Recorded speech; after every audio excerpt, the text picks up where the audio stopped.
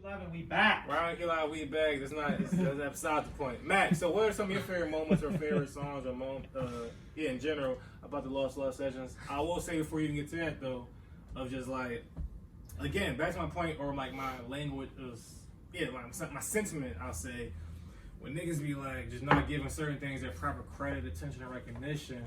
I just feel like again it's impossible to dislike everything about what's being displayed at one time. So again, you could think Dave is ass. Dave is ass. But it's just like, he ain't, the beat he's on is not ass. Because you picked it or I picked it though? I picked it. I can't speak of his music. I ain't producing his music. I don't know what's going on over there. Yeah. What the fuck going on over there? No, but in general, what you listen to is like, I feel most people, because we just in microwave era, people don't really process information. So whether it's your album, whatever, it's like break this shit down. Max is good. Max, again, I've had my own opinion, but he actually I would break it down to like, what is this beat on a 1 to 10 scale? What is this rapping ability on a 1 to 10 scale? What is this concept, originality, all that shit, whatever. Niggas would be like, oh, I mean, if everybody else ain't talking about it, or if it ain't popping, it's not worth that much thought to do it, whatever. Where it's just like, no, if it's art, if it's creativity, it deserves a true process and time, whatever. So, when we are alive, niggas had a lot of shit to say about Max for whatever various reason you want to say, whatever. Max could be the worst rapper ever heard. That's your opinion, whatever. But I'm here to say that whatever you think about We Are Alive, I think he displayed, you fucking Ops, Team Z. I don't care. With you, I don't care. I don't care.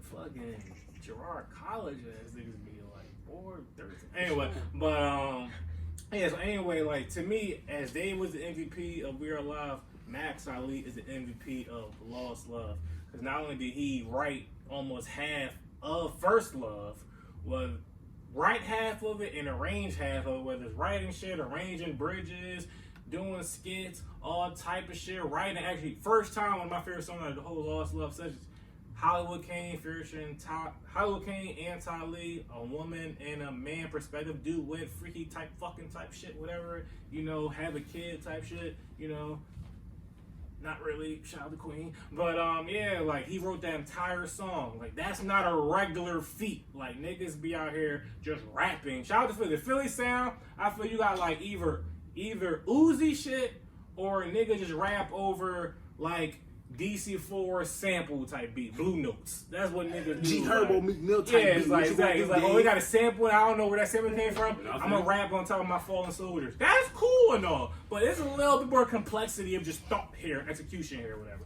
So I was like, no, we're not gonna just rap. We're gonna rap about an actual topic with an actual concept, with actual chorus. Also with a bridge. Niggas know what a bridge is. We do bridges here. It's a little different. So just acknowledge it for that being so, whatever. So he wrote a lot of shit, and he was rapping to a high ability. He like, I don't like Max. Cool, but you can't just say, if you look at his lyrics, like, this nigga rap my shit. It's not facts. So I'm here to give him his flowers and his credit, because he is the MVP of Lost Love. And with also some other pivotal points, but mainly him, these 2 albums in this moment would not be possible without his efforts, talent, and greatness. Because what he displayed and what he showed. I knew he wanted to crack a joint the whole time. I was waiting for it to go greatness. I've never seen anybody do that much talented shit in 1 second. And also, I'll say, just for the total thing, we did 3 albums in 1 month. It's not a regular. And he was responsible for almost all of the content. I just produced, visualized all that shit, whatever. He was part of actually. If it wasn't for him, I wrote a few hooks at the end, at the finish line. I started catching the ball. That's the facts, not a theory. Shout out to self-directed and first and last. But learned it from him or soaked it up from him. He was doing the heavy lifting. I feel he kind of caught. Again, we all learn things from being around each other. Starting with the We Are Alive shit. He wrote the All My Life hook. He helped write the Be Mine John. He wrote Save Change. I feel that carried over into these sessions to really be on some shit with first lessons, first trip, first time, to this day, and then of course just his actual rap verses. So What are your thoughts before everything we went through with these 2 albums, sir? Yeah, one, make sure we got that because I'm going to use this. But yeah, so I really appreciate it because to me it really just be about the music, and I think a lot of times when opinions get into it, they take away just like the music that was actually created. So I was happy that like the artists that came through, it was just like a creative environment. We literally all learn from each other, and I talk about it. The funny thing too is that I really think you really the MVP because you put it all together, and I think you just let me have free reign where it was like, you sent me something and it was like, yo, what do you hear on this? And I'm like, yo, I hear a singer. And you like, well, what do you hear? Because you could have been like, okay, you hear a singer, let me find a singer. But she was like, no, what do you hear? And you gave me like the free reign to just start like going with the vision that you had, kind of thing that I thought was dope. So I appreciate you for just letting me tap more into that and just like write songs. And then I appreciate the artist for like hearing me on a reference because I can't sing and understanding hell no, sounds terrible. And really being open to it, not like, no, I need to write my own shit. Just more like, no, this shit dope. Let's put it together. Yeah. Cause that's how I am. Cause I'd be like, nigga, I'm cool. I'm gonna figure it out. This is definitely my time. Like, no, I know, but I'm giving you, I'm shouting you out on that. I know. Wait till after the show. For sure.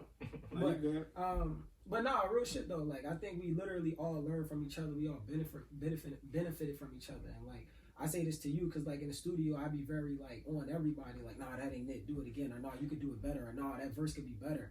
And to me, I just really come from an iron sharpens iron. So it's not even from a hating place or I'm better than you. It's just more like, nah, I see you have more to tap into. Tap into that shit. You know what I'm saying? And to me, whether you get mad at me and tap into it or you just take my advice and tap into it, the object was to get the most out of your talent. And for me, like, that's why I don't really, like, I'll be more into the process of making the music and getting the music finished and getting it mixed. After that, when people just got their opinions, I don't really give a fuck no more because the music is what it is. And I feel like regardless of how you feel, what you feel, where you feel, it's undeniable music. It's good R&B and hip-hop at the end of the day. And I think if that's what we want and what we want in the culture and what we want our culture to be pushing forward is just people that can naturally sing, people that can naturally write, people that can naturally rap, people that have natural great ideas, people that can naturally make beats. If we want that to be our culture going forward, then we just need to acknowledge those moments and just let it be that. It don't have to be, yeah, but this rapper could have been better. Or you could have put this singer on this one and not this. Like, is it good music? If it's good music, shut the fuck up and let it be good music. So that's more my point. But to answer your question, what I really took from it for me personally, like, you already had the albums going in, so we did your albums and we recorded my album at the same time. And for me, literally the last week we was recording everything, my dad died. And the moment that I take from it was like, I would have went crazy if I couldn't just come in and lock in the studio. Like I would have just been, I don't know what, you know what I'm saying? Like, so just having everybody there and like nobody really knew, but just probably you. And having everybody there and everybody just making jokes and listening to music and laughing and watching basketball and recording, like all of that just took my mind away from it in a way that like, I don't know if I could be at this better place with my dad dying if I didn't have that week. That it was just like, yeah, because it was just heavy. It was funeral and people reaching out to you and all of that. So just to be able to come in here and turn my phone off and just lock in for a week and niggas didn't know. Niggas wasn't bringing it up. Niggas wasn't talking about it. Like, I truly needed that for my mental health. So that's my favorite thing, that it was just like, it was just such a, like a conjunction, if that's even a word, of just like ingenuity and artistic vision and like talent just going that, like when I came into it, I was just automatically locked into something else, like the world wasn't happening. You know what I'm saying? So that's my favorite part of it. Yeah, I respect that. And I didn't mean to make it heavy. I'm sorry. no, that's facts. Yeah, I'm just calling Lena real quick though. Let's get a little break out of that real quick. Shout out to the real MVP of everything. You know, she responsible. Hey, Ma. Yeah, you 4 for 4. I would never. Yeah, so nothing's wrong. Queen is okay. Yeah. So, wait, are you still in my house? No, just left. Oh, okay. Yeah. So I'm during the podcast. You're live. You're on Oh, RightonQuelive Live for the first time ever in RightonQuelive history on the mic. Okay. Yeah, bro. I need you to have a little more excitement in your voice, Mom. You got Big homie. Yeah, you gotta get it. Yeah. So a lot of people say, "How's it called RightonQuelive Live?" But you don't do live and this and that. So your last episode, the 4th time in 4 years. when I announced the retirement of RightonQuelive, people was like, "What the fuck? This is da-da-da-da-da, da-da-da-da." And I was like, I mean, I did 4 times in 4 years with my mom. I'm kind of cool with that exit. I think that's kind of a little poetic justice. I'm not responsible for, like, anybody know me and my mom know that I get my personality and my thoughts progression shit from my mom. So I was like, why not? Fuck it. Fuck y'all niggas. Well, like, no, I kind of need to do one more or whatever.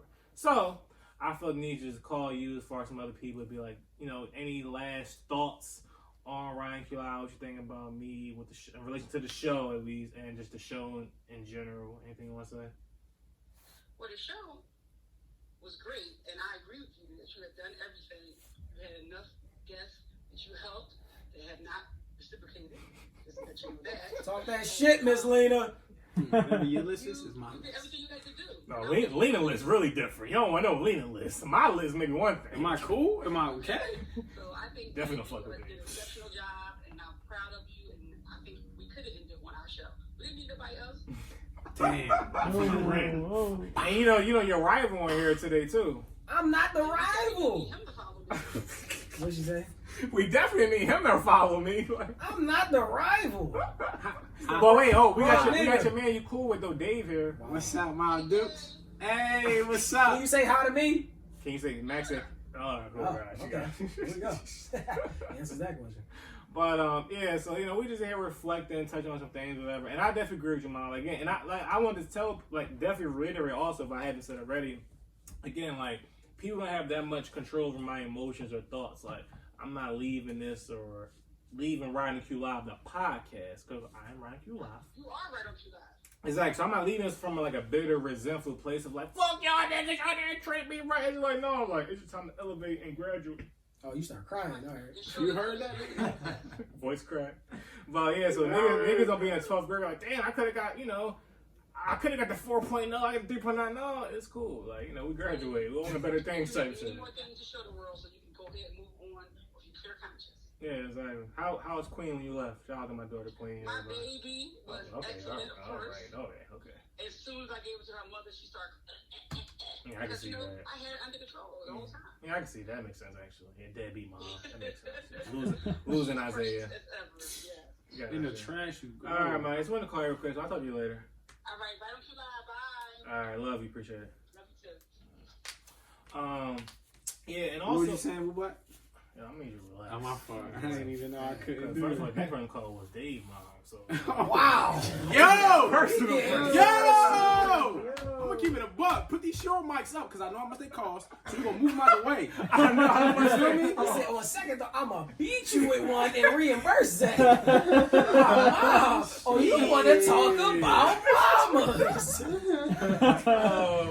But yeah, so it's just like, end of the day, like, I'm excited just for a new chapter in my life, like, for the first time in 4 years to not have to worry about obligations that I can't. Cause another big thing I developed myself, like a good quick scale of like approach to shit. If it ain't sensible, profitable, or compatible, it don't need to involve me. So it's just like, of course, I'm not the type of nigga that's like super fucking Donald Trump type shit. Like, Logical, yeah. Sure. Yeah, if like, if it ain't about $1, nigga, I ain't fucking doing shit, nigga, ain't about to fucking. You ain't trying to make no money. Yeah, so it's cool, but like, no, but at the sense, it at least gotta be one or maybe most likely 2 of these 3. Like, if it's profitable, we probably can knock off the other 2. Possibly. Not always, though. But definitely, I'm in a place where it's like, no, like, instead of trying to reach out to like so many people on a constant basis, I'd rather only fuck with people that I actually are compatible with. Like, Dave isn't my best friend. We are compatible just See, this is why I be having a problem, because I be like, yo, this nigga cute my best friend, and he just like say it live on the mic, like, no, nigga, like. No, Wait, the thing that my caught me best friend, was my that daughter. the thing that caught me. And she, I knew you longer than her though, on some real shit. Like, When you put it that way. I'm gonna keep it a buck. Like, Yeah, but she fresh on. Yeah, she I'm supposed ain't to even, have a son. she can't even walk. She ain't yet, put in man. no work. She ain't put in. She didn't even say a name. Yeah, I don't know if she gonna run if niggas trying to jump. You're right. She gonna cry when she needs something, but Right. I mean, I actually Really, she a nuisance to be honest. She ain't I'm really keep it a put- buck, you know. Yeah. Shout out to mama. Like, I'm gonna just end it Why right you there shout out her? because I got respect. You know, You like, think you gonna tell me? I mean, it's half. I To be can't just. honest, like the way quick, she is kind of light. I thought it was him at first, but no wait. She do got a beard. Yo, I'm super relaxed. I'm gonna be super relaxed. My baby is hairy, but that is okay. Is that pause? I'll change her diaper for like maybe the 7th time. You know, niggas, we don't really be getting, I'm new. I ain't changed diaper my whole life. I said I ain't changed diaper till I have a baby. First time I really lift her up because she had a shit, so I had to really get her up, not just do the hair. I'm like, how the fuck you got hair on the small of your back? Like, you a teen wolf ass infant? I'm sorry, B. I give you the hairy gene. I'm sorry. But what you about to say on next? I was talking about this. I don't know. I'm about to say something about Dave talking about My short term best friendship. My short term memory. Get the fuck out of my head. Yeah. But Nigga, I'm drunk. nigga took a shot. One shot. Lost Gems. Yeah. Oh, just like saying that. Yeah. All right. No, I was picking my favorite song. Okay. To this day. That's a fact. Shout out to Biv. All my life I live to this day. Can I pick my favorite moments? Sure, let's go. All right, cool. Biv on To This Day is one of my favorite moments because it's a dope story to it. It's a dope story to it, right? So we had the To This Day beat with the skits on it. Biv was like, yo, I'm a rap on it. So Biv rap, we leave the studio. Q called me like, yo, I wrote a hook. I was like, you wrote a hook? He was like, yeah, like I wrote a hook. So I'm thinking like, you about to have some melody with it, all that. He said, I'm like, yo, what's the hook? He was like, I feel like we could say something like, we fight and we grind, but we still going. I was like, wait, huh? And he was like, yeah, like just something, we could say something like that and we could build off of it. And I didn't want to shut him down because, creative ingenuity, you just got to let it flow. Yeah, so I'm like, all right, so we get in the studio. So then I'm like, yo, what's the word you wanted to use? So then that's the official first hook that we wrote together on some Q&A shit. That was Q&A more to be in. And to me, the beauty of it was that Biv realized he could actually sing and hold a note. You know what I'm saying? And harmonize more so than sing, but like sing and harmonize and rap. And like he unlocked the talent within himself that was dope to see. Then Famous came through. His Save Change verse is one of my favorite verses. Just old verse on Save Change, one of my favorite verses too. Doing the Revolution song with me, that was one of my favorite moments. Who else did I really like? Dave on First Date. When Dave, because the ironic thing about it, Dave didn't want to do the verse. And Dave was kind of bullshitting doing the verse. And me and Q keep going back and forth. So you going to do this verse? But are you going to do the verse, though? The mic right there. You couldn't just do this verse. So Dave all right, let me just do it. And he pieced it together in such a genius way. All right, let me go back and do it. And he literally rapped it, recorded himself, chopped it, put the verse together all by himself while me and Q had a conversation. So we finished the conversation. He like, yeah, I think I'm done the verse. Like, oh shit. So that was just beautiful to see because that literally could have just not happened if we wouldn't have just pushed him. And that's the iron sharpens iron thing for me, where it's like he didn't want to do it. We kind of had to get on his nerves, and then he unlocked something in himself. And that's a Lost Gem type moment. And then another favorite thing was just Tali coming through and just singing on a bunch of different stuff and just unlocking her. Worked her ass like a slave. You better get your ass up there and sing. You definitely did. And her tapping into that singing and herself of like just Tali music coming soon. Yeah, for sure. So I just think that was just dope. So like seeing how like everybody just took steps in progression and we just learned different things. Like, but yeah, To This Day is one of my favorites. Save Change is one of my favorite. Revolution is one of my favorite. First Date is one of my favorite. First Time is one of my favorite. What's the Little Things is one of my favorite. First Makeup is one of my favorites. Shout out to you. I gave you again flowers today. Literally, how First Makeup came to be. He came to me because of course we were recording Supreme as Person Rhyme at the same time, and he like, yo, I think I got this song. I was working on some songs, whatever. And he had a melody to it and a beat, and I was like, all right, that's something there, whatever. And then he just laid a reference for it. I was like, all right, there's something there. I think Biv, shout out to Biv again. He can just add something to it. And I just thought he could just do some backgrounds and we just see what we got. This nigga started just doing all type of shit. I was like, oh, this is a song now. And a lot of people when they hear it, oh, this is like a fire interlude. I'm like, I want to be like a fire interlude because I'm naturally an obsessive volume person. Like, no, I want 4 verses, 3 hooks, a bridge, and a breakdown. No, these sessions. 3 minutes. Yeah, these sessions would made me naturally like, no, let's just let go and be like, no, less is more. Let's really maximize what we have organically, whatever. So when he did his rap, I kept his reference on there. Biv came on, did all this type of shit. Naturally, him. We didn't coach nothing out of him. He did there, and that's what first makeup is, whatever. And I was like, yo, Max. I had to hang him over the balcony. I said, this is my song now. Fuck your album. That's how we got first makeup to be, whatever. It was called Little Things. Now it's called First Makeup. Little Things, whatever. It's pretty much what happened. Yeah, literally. But let's see a Biv pick up. Going 5 for 5, Dave? For sure. I've never called Biv in my life. Biv, I definitely don't like calling niggas randomly. It's super gravity. Super gravity. But you know, Biv, super nice. Super nice hype guy. 2 rings already. 2 rings already. Let's see though. You know, he be with his bitches. Said Q. That's what they hurt my feelings. He want me to read you the verse? No number. It hurts. I forced. It wasn't in the plan. Called the light skin. Oh, it hurts. Called the light skin nigga. Oh, he gonna text me back. Yo, what he say? I'm gonna call you back, right bro. All right, and he coming back. Why, no hard feelings. Why you saying in big voice? To this day. But yeah, so shout out to Biv though. I just wanted to call him, give him his flowers in person. Like, no, literally again, Max, he's the MVP, but like later on some 6-man shit, defensive player of the year.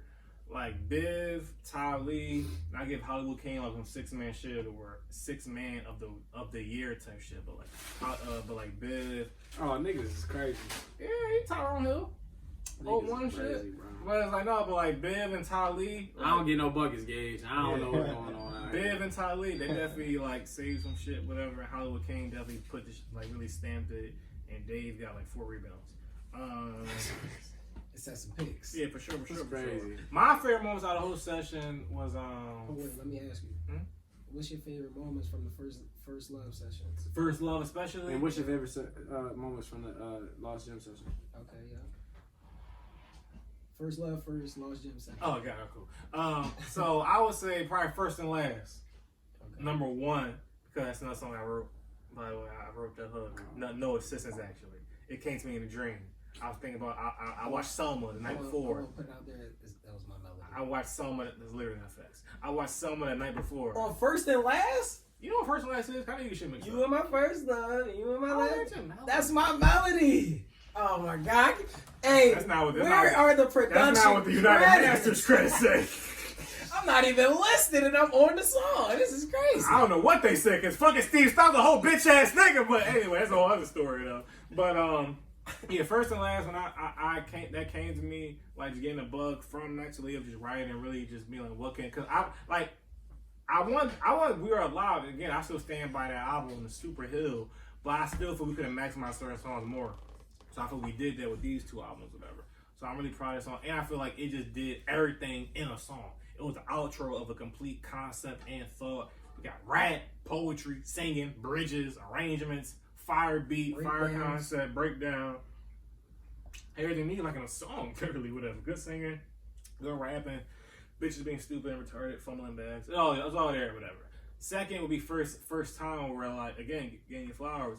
I literally saw you write a whole song, and that was my first time. I always heard people write song people and be like, yo, like Neo irreplaceable for Beyonce. But no, Beyonce brought the song to life.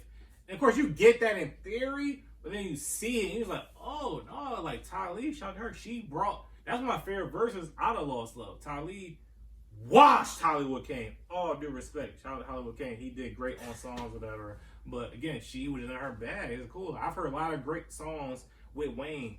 But Prime Wayne, it didn't matter. Wayne was washing. It's cool, whatever. So, like, and Max wrote that for her. She was in her bag, and Hollywood came. But after we, it was still a good song. It was like a B+ to an A+. It's still good, whatever. But, so those are my great favorite moments. Like, wow, this nigga Max really is. I told him, for his graduation of this song progression, right in this 1 month time was, first trip was like a Reasonable Doubt. First lessons was like your volume 2. I said, you forgot All My Life. All My Life. All My Life. I don't know. Relax. First time was the Black album. Blueprint was, I forgot the name. It was a fire night at the time. But literally, you kept getting better with every song you wrote on just this one album. Like, it kept being more expansive. When you first stripped the hook, and then Hollywood Kane wrote his verse. That song also went through a bunch of progressions. We had a bunch of different rappers on there. Bunch of shit. I would have scraped that shit because it wasn't coming together. Shout out to Dave coming through. He almost also fucked with the song. He on some Michael Jackson shit trying to sing.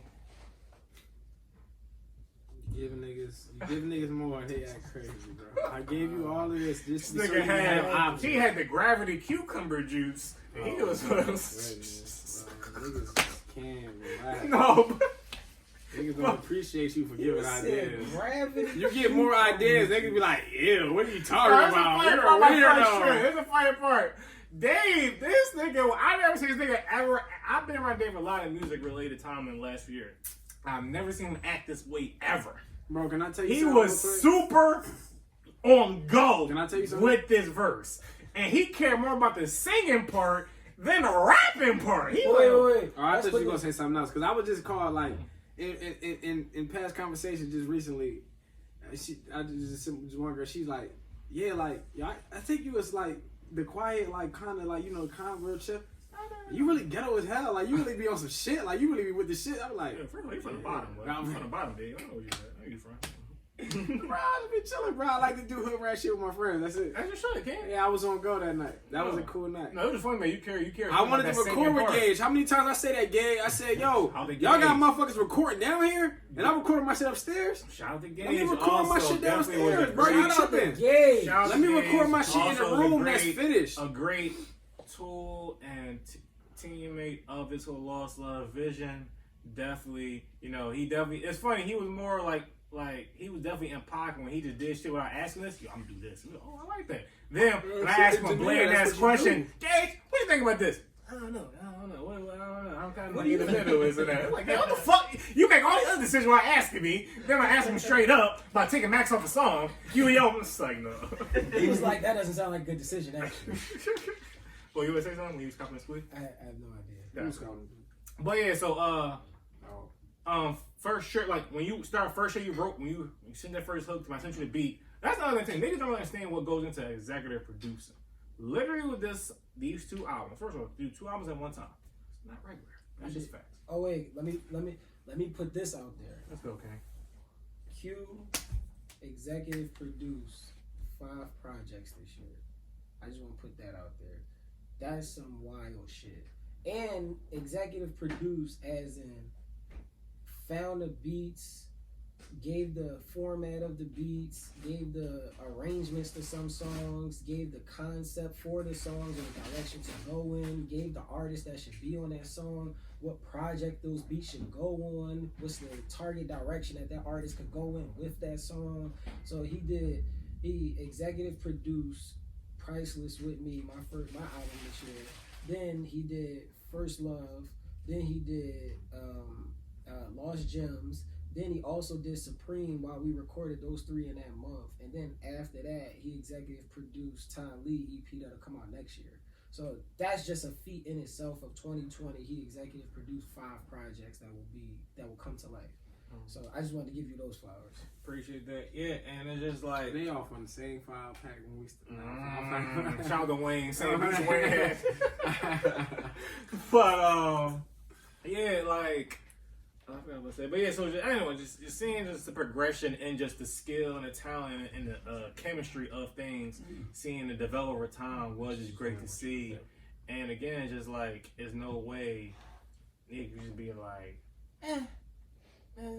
And again, if you do that, that says more about you than the music. I really do truly believe it. Like, if I've had so many people on this show give them spotlight for what they do, and people just don't say anything about it. Again, I told a few people this.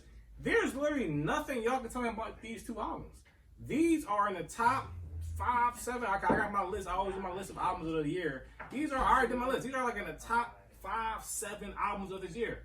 Rap wise, 1 and 2 probably the most part, whatever. So none of you can tell me to change my mind. And there's nothing biased about it because it's being your shit, right? At all. Cause I got other albums over my shit, definitively. Rap wise, I'm not really sure about that though. But definitely some R&B albums definitely over my shit. It's cool though, whatever. But so none of you can tell me about my albums. But so I feel just even want to take, again, everybody's not a broad faker as me. It's cool. Some niggas are micro, which is fine. So I break it back to just break it down to like a molecule type level. There aren't many albums on an emergent level across the entire country, not even a city, that have better beats than these 2 albums. Facts. Just leave it like that. Just alone. Keep going. The beats alone. Right. The concepts. including the mainstream level, I haven't seen that many developed, layered, thematic type thoughts compared to these two albums. Conveyed, displayed, or executed. Exactly. Keep going. That alone. Talk that shit. Just using Davis as an example alone. It's on like Me? Yeah, just use it alone, right? It's a lot of rappers these days. Right. A lot of niggas can't rap though. Right. So just on a lyrical basis. I hope you don't think that piss poor rap shit is acceptable. Just on a lyrical basis. We don't accept that bull. There aren't many, like if any, there are many rap albums this year that just have better lyrics than these albums. These two albums. It's just a fact. And of course, it's like playing the lockout season. The bar is low, but y'all that be gassing this shit. Like, yo, what you mean? Like, these niggas not rapping better than these niggas. It's just a fact. So it's just like when you got the beats, the ideas, the rapping ability, you got the arrangements and the bridges and like. So again, I'm talking about niggas need to get a shit. Yo, you know what? That was a good album. Wasn't my best. I like those niggas better in mainstream. This and that. That's cool. I don't expect sheep to turn into like shepherds overnight. That's cool, whatever. But it's just like for niggas that like it didn't exist, it says more about you than me. But this music is just it is what it is, whatever. Yeah, it's there, and I think, you know, that's the main part of it. It's just be like, oh, okay, well, what your niggas that you fuck with don't be on there, because, like, it's not like we all don't know how the internet work. It's not like we all don't see how this shit work. It's like y'all all, every time, we all see everybody's friend of you. Like, you feel what I'm saying? So, like, I mean, as far as, you know, I'll start looking at it on your stance, because I could care less about none of that shit on my end. I don't never ask nobody to do nothing for me, so I don't, if you put something up, or, you know, I appreciate it, but whatever. But just, I know you being you in the stance where you, like, are more open to a lot more people than what I would be able to do with my, like, music. I'm not trying to reach out to everybody for a verse. It's like, if I fuck with it, cool. Like, if we meet on some genuine shit, cool. But I'm not trying to go further than that. And I understand also to give you credit, and people like you, I understand the strength in that. Yeah. Now. Yeah, for sure. You know, so it's just like. And the peace, more importantly, actually. You said the what? The peace. The peace. Yeah, the peace in that. Like, Peace of mind. oh, peace of mind, I'm sorry. Yeah, 100%. So yeah, just to see, you know, just for it to be like that, and it's like, how are you gauging it? It diverts me back to like, are you like, what's your bias? And you know, you just figure out your bias. Like, it's cool to, you know, if it's good, then, you know, fuck with it. If you really don't like it at all, and like just think about what biases you had to take from it, because we all had it. You know, I be thinking like, oh, it's just because, you know, this nigga don't got the same jersey as me on, so I don't fuck with this nigga. But it's like, all right, take that away, and now what is it? Oh, okay, well, I just don't like certain things about you. And it might be personal shit, but it's like, yo, is this a good song? Like, let's talk about the music. Like, keep it a buck about the music. Don't worry about whatever, like, you know, shit that you dealt with niggas in the past or anything like that. Because I know, look, I only say it because I dealt with a lot of this shit myself, with just understanding different paths and different, you know, like connections or, you know, situations that I have with certain people where it's like, I might have felt certain one type of way, but I revisited my feelings and it's like, oh, that just don't coincide with what I like to do, what I fuck with. But at the end of the day, that's something small, you know, compared to you as a human being, you know, like, so, I don't know. I'm gonna see you that call. If you don't like the music, you just don't like rap. You don't like R&B. You don't like black culture, soul music. That's what I'm going with. Gotta be. If you don't like the music, I'm not rolling. Don't let you. Niggas got one job. Well, This person gonna pay I don't agree with that. Whenever you hear this mark, It's gonna be a whole different comedy. So you sucking another dick? oh, I'm taking care of your child. I don't know what's fuck. Queen will pick up the phone. Let's do. We'll give us that later. Alright, yeah, nigga, you better pick up the fucking Queen phone. got What you 11. talking about? Yo, why you didn't pick up the phone? ASAP. Because I'm busy doing so. What do you want? You busy fucking another nigga? Fuck you mean you busy, nigga? I'm here with my phone, and you don't want nothing productive. That's what I said. So I'm calling you live on RightonQuelive for the first time in history, nigga. You better appreciate that shit. First of all, I've been on the show. I'm like the most interested guest you ever get. Because literally all your guests are trash besides like Vinny and Tyrese. Okay. You got mad and Oh, that's a favoritism shit. See, this type of people we don't need. What about me though? What about Dave? I mean, Dave is like late to every fucking party. I show up at my time. Why you bringing up old shit? I don't show up in your time. I show up at my time. Kickbacks. Anyway, nigga, how you feel about RightonQuelive? And of course, you know, you being, you know, the partner of my life, the mother to my child. Age on his phone. You know, the person. Relax. Just making sure it's still recording. Relax, you know, the person that, you know, gets to see my haircuts and like real D, just like all the time. How you feel about RightonQuelive and then, you know, the elevation and progression and graduation and sorts of that nature? Well, I think that it has definitely, you know, I think we're involved, you have elevated yourself, I think we have just the proper people, it also has helped to expand your brand. You have made friendships while you had this show, like, even though we can let go of Max, because he was a part of the person we met. Fuck that nigga. I don't know what I did to people. I think Straight. you're right. I can't stand it for you, bro. You high. My God. You high. I think Max is, you know, the business ventures, the music, the production, the producing. I think RightonQuelive, and I'm not sure that it's over, but I'm sure right now. Fact. Wow, she said this nigga nigga ain't quitting. He a this dog. nigga lying. That's This nigga She scared. with this school. She with that nigga every day. Man, nobody believe I'm telling the truth by being in there. You just added fuel to the fire. This nigga scared. I'm saying for right now in your life, it's time for you to move on to your business venture, your production, your real estate, and things of that nature. She even know And how to see this. next year, you'll revisit this part of your life, and it'll be a podcast. AKA, come home, help me now. The final podcast. I don't think it's over. Okay, interesting. Well, all right, babe. All right, love. I'm going to call, somebody else call. I'm going to call you back, though. All right. Yo, Biv. My man Biv, give me some love, You bro. still They for- hate you still me. for- Wait, can you hear me, sir? Yeah, what's up with you? Yo, so I'm calling you on RightonQuelive, live from I'm calling people live on the show for the first time in history. I had to call you to give you your flowers from the Lost Love sessions. Yeah? Yeah, you out here fucking bitches, man. You out here putting me on Do Not Disturb and ignore my call. I know you be in the mix. I'm gonna call you right back, bro. Niggas is not doing that. All right. I just got back to the crib, man. I was at work and shit, bro. Cool. Shout out to the white man. Cool, I respect it. But yeah, so I just wanted to call you because we was talking about the album and the podcast. And Funny as shit.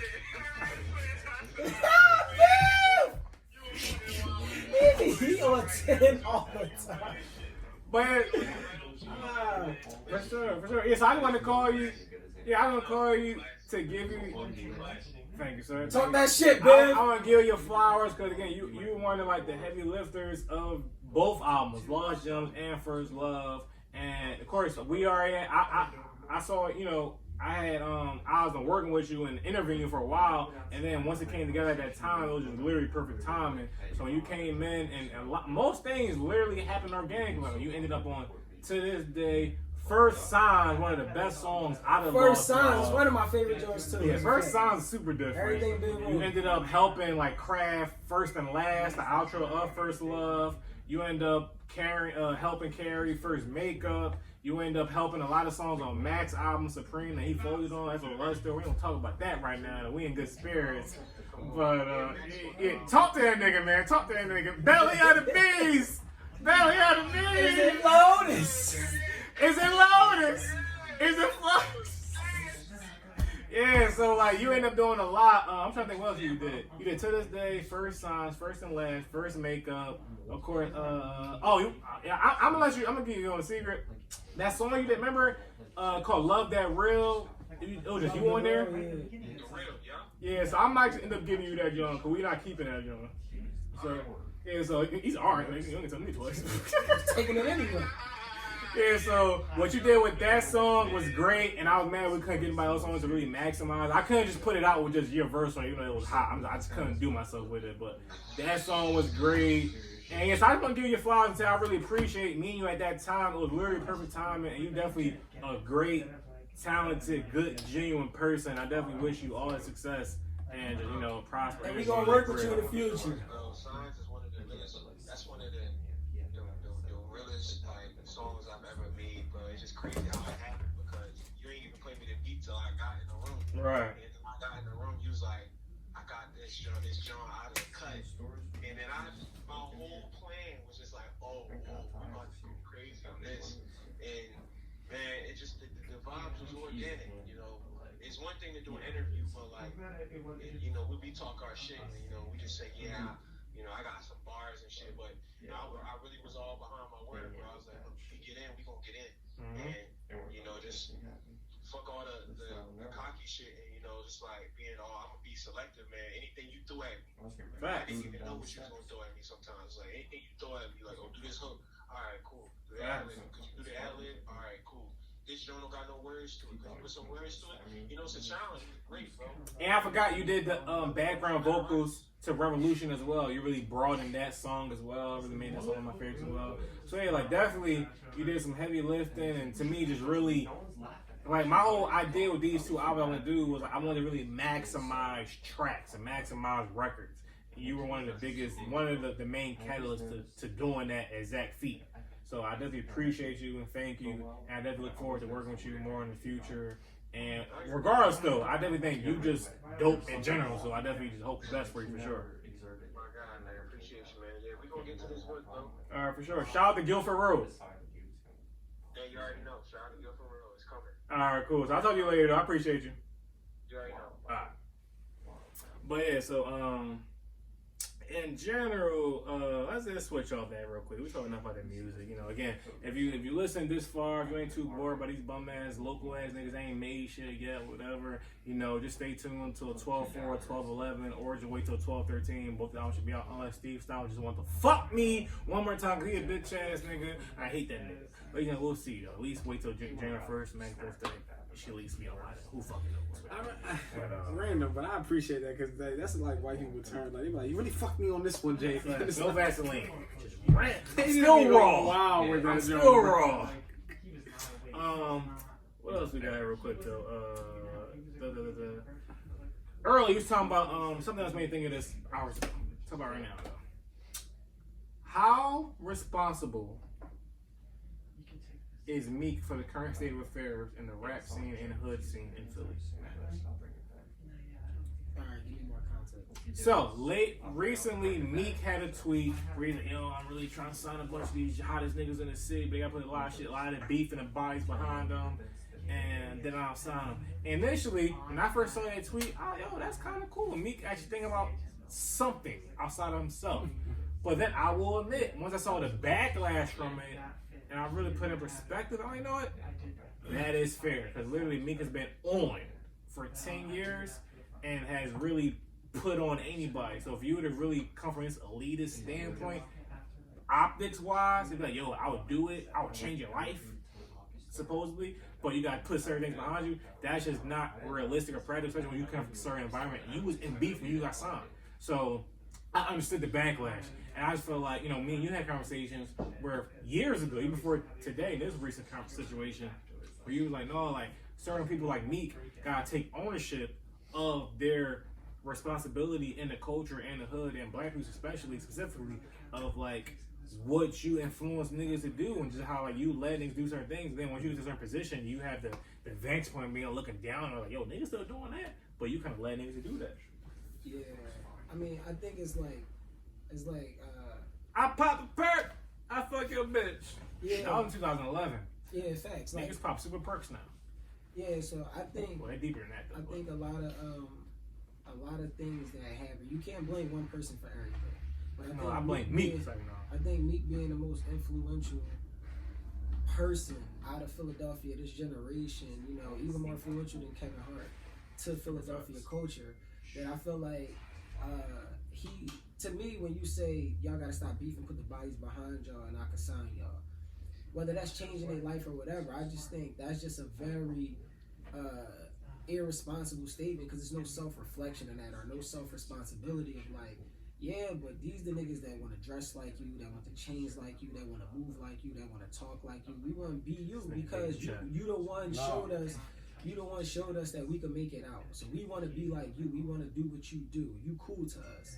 And I think a lot of those times, like, you definitely was shoot niggas, pop perks, sell dope, get the 30 clips, knock the ops down, kill these niggas, slide out on these niggas, I pay somebody, put a bag on you. And now you telling young niggas, you know, 10 years later, y'all gotta stop killing. I mean, like, what you think niggas was killing to, though? We was playing your shit shooting at each other. We was playing your shit popping them perks. You, like, you know what I'm saying? So I just think for me, like, I don't want to blame Meek, because I think Meek deserve a statue when his career is over in Philadelphia for the love and the genuine, Williams 2 statue. Yeah, the genuine nature that he gave to Philadelphia that we literally didn't have for generations before him. So I think he definitely deserves a statue in the city. But I do think you could tell somebody you love them and admire them and hold them responsible for the shit that they did too. And I think for me, like, you telling them young boys they gotta relax is irresponsible because you put them on to that. You know what I'm saying? So I can't put you on to selling drugs and then you become a kingpin and I say, yo, you poisoning the city, you gotta chill. You told me how to get money. I turned it into an empire. Now you telling me I can't do it? That don't make sense. So I just think it's just more responsibility gotta be taken because it's a lot of niggas that when they slide out on them ops, they playing that, you know what I'm saying? Pay you back. Niggas gonna pay you back. We won't fear no niggas where you at. You know what I'm saying? Niggas is playing that shit after they hit up an op. Like, yeah, see, I did that in real life. You know what I'm saying? So I just think that's the thing that it's like, just take responsibility of like the shit you put young boys on. Yo, also, real quick, I'm sorry, before I forget. Again, I've been talking a lot about just organic, respectful, genuine energy and reciprocation. Shout out to Phenom, definitely one of the coolest people, dope artists I met through his time. Sent me a hoodie recently. So I had to get him respect. I wanted to wear it today just for the last episode. I actually got it today. Universe! I want to give him respect. Shout out to him. Definitely has new music coming on the way. And right now I'm also on the way. He's also on Lost Love music. He's on Growing Pains, Made the Hook, and he's on First Lesson with a very dope verse. My favorite verse out of all the albums. Shout out to him. Give him respect and his flowers. Sorry to take it. Yeah. Be phenomenal. Yeah, so I just think, definitely shout out to Phenom, cool boy. I definitely think, like, if you approach that situation, you was right in what you said, the approach you brought. I think you used a good word with optics. Like, I think if you just approached it, like, taking ownership of the precedent you set, you know what I'm saying? Like, at a certain point, you can't make millions off the culture and not give respect back to the culture of, yo, I gotta hold myself to a higher standard. I gotta get better messaging. At a certain point, it's like, yeah, this is where we come from. This is all we got to rap about. This is where we survive. We all survived that, bro. But, like, you could put us on a game. Like, you really could be teaching this shit. Like, you bought your grandma's crib, renovated it in the hood. Like, you could tell us how to do that and make that shit rhyme. That's a song. You know what I'm saying? And I'm not with the shit on Meek because I also feel like he don't get the praise he deserves because he's still happening currently. So we also not going to love him the way we really should. But I just also think, like, you just gotta take certain things that you did and just be like, yeah, I was on some bullshit. I was on some nut shit. I should have been better. I'm gonna be better going forward. Cause niggas is definitely trying to be you. Niggas is rolling up their scullies, wearing Dickie sets, wearing the Timbs, wearing the jewelries, getting the rollies and the Richard Mills. Cause you said it was cool. Motivational purposes. You know what I'm saying? Cause you said it was cool. So I just think what comes with that is responsibility. Heavy is the head that wear the crown. You definitely the king of the city. So niggas gonna move to everything you say. So just take the responsibility with the, you know what I'm saying, with the love that you get, or with the power that you get. Spider-Man. Even with that though, like it's videos with Meek with the braids talking about like y'all think this shit is cool, y'all think this is blah blah blah. Like no, taking care of your people is cool, taking care of your family is cool, getting up out of here is cool. So it's like I feel like when niggas say that, not all the way going against you, but it's just like that. To me, that's what is expected to a nigga that is supposed like you see the light. Like, you was like, yo, this shit really is nutty. And I'm capitalizing off it. Now, granted, if he keep going, like, Meek be on the net. So, like, to me, you always going to take an L.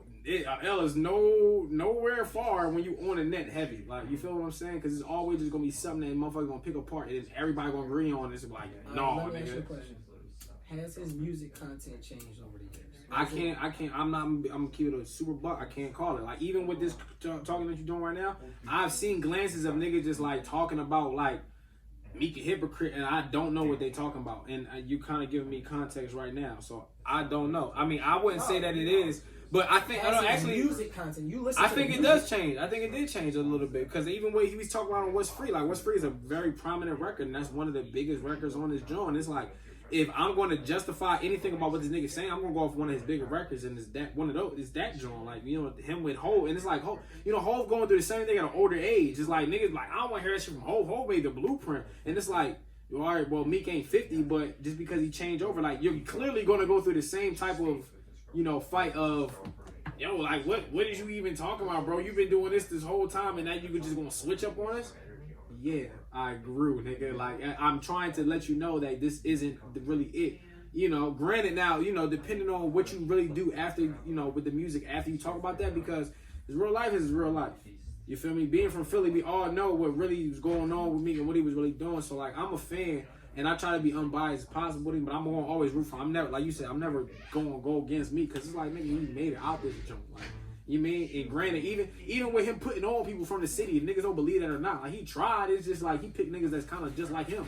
Like, Lee Mason kind of was just like on his, like, you know, like, to me, I kind of like, oh, she got like the Meek, you know, the Meek flow or whatever. And like, Snoop wasn't from here, but it's just like, you know, he like the picks that he was doing, you know, granted, Snoop got cut short, you know, rest in peace, but it's like, just his, like, him as, I guess, an A&R or whatever, the motherfuckers ain't feeling, but it's like, he trying, and he just ain't, you know, it ain't Hov level. He not, you know, falling through. He not 5 for 5 on the phone calls. He 4 for 6. You feel me? Like, you know, some shit don't fall through all the way. So, you know, even like, ain't the Joe Millie? Ain't she popping? Ain't don't motherfuckers love her? He was about to sign her, but then she did some sneaky in Detroit lanes.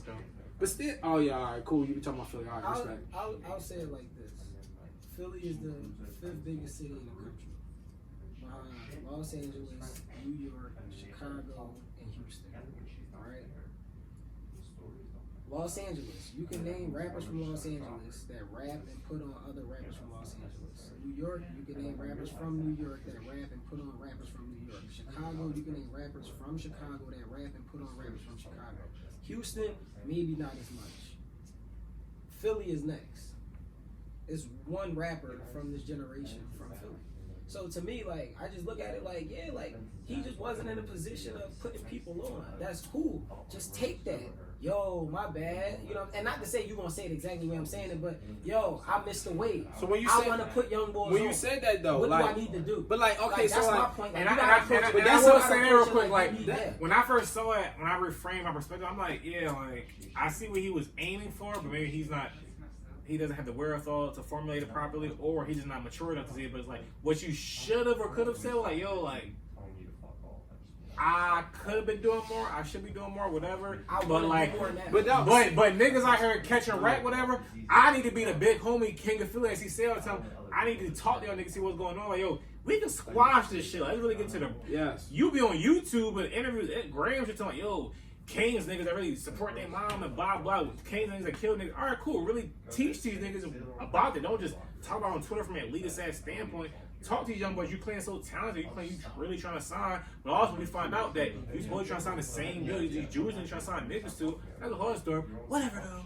But it's just like I feel he could have framed it or approached it in a different way to really be truly transparent and really progressive. So when I say that's because that's what I say with the internet. Like the fact that I feel like he's on the internet a lot. To me, that's something that I don't gotta say on the net. You feel me? Like I like we could like to me. I don't know. That's a conversation where I can give you my inner thoughts in person. To where as though like clearly is from what I'm understanding from what y'all saying is like.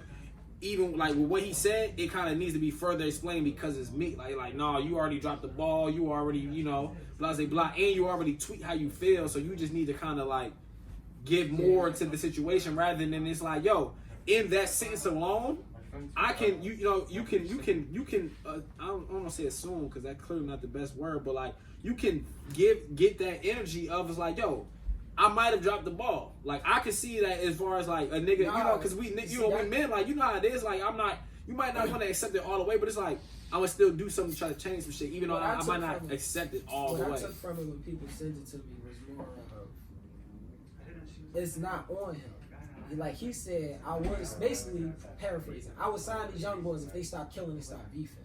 So it's like it could be happening, but it's your fault. That's the point that I'm making, where it's like, on one note, it's both of y'all fault, because they decided to kill each other in beef, and that's how the hood always been. But you propagated this shit for 10 years, bro, and niggas look up to you, so niggas gonna pick that up. Cool. That's hip-hop culture, whatever. I don't feel like debating that.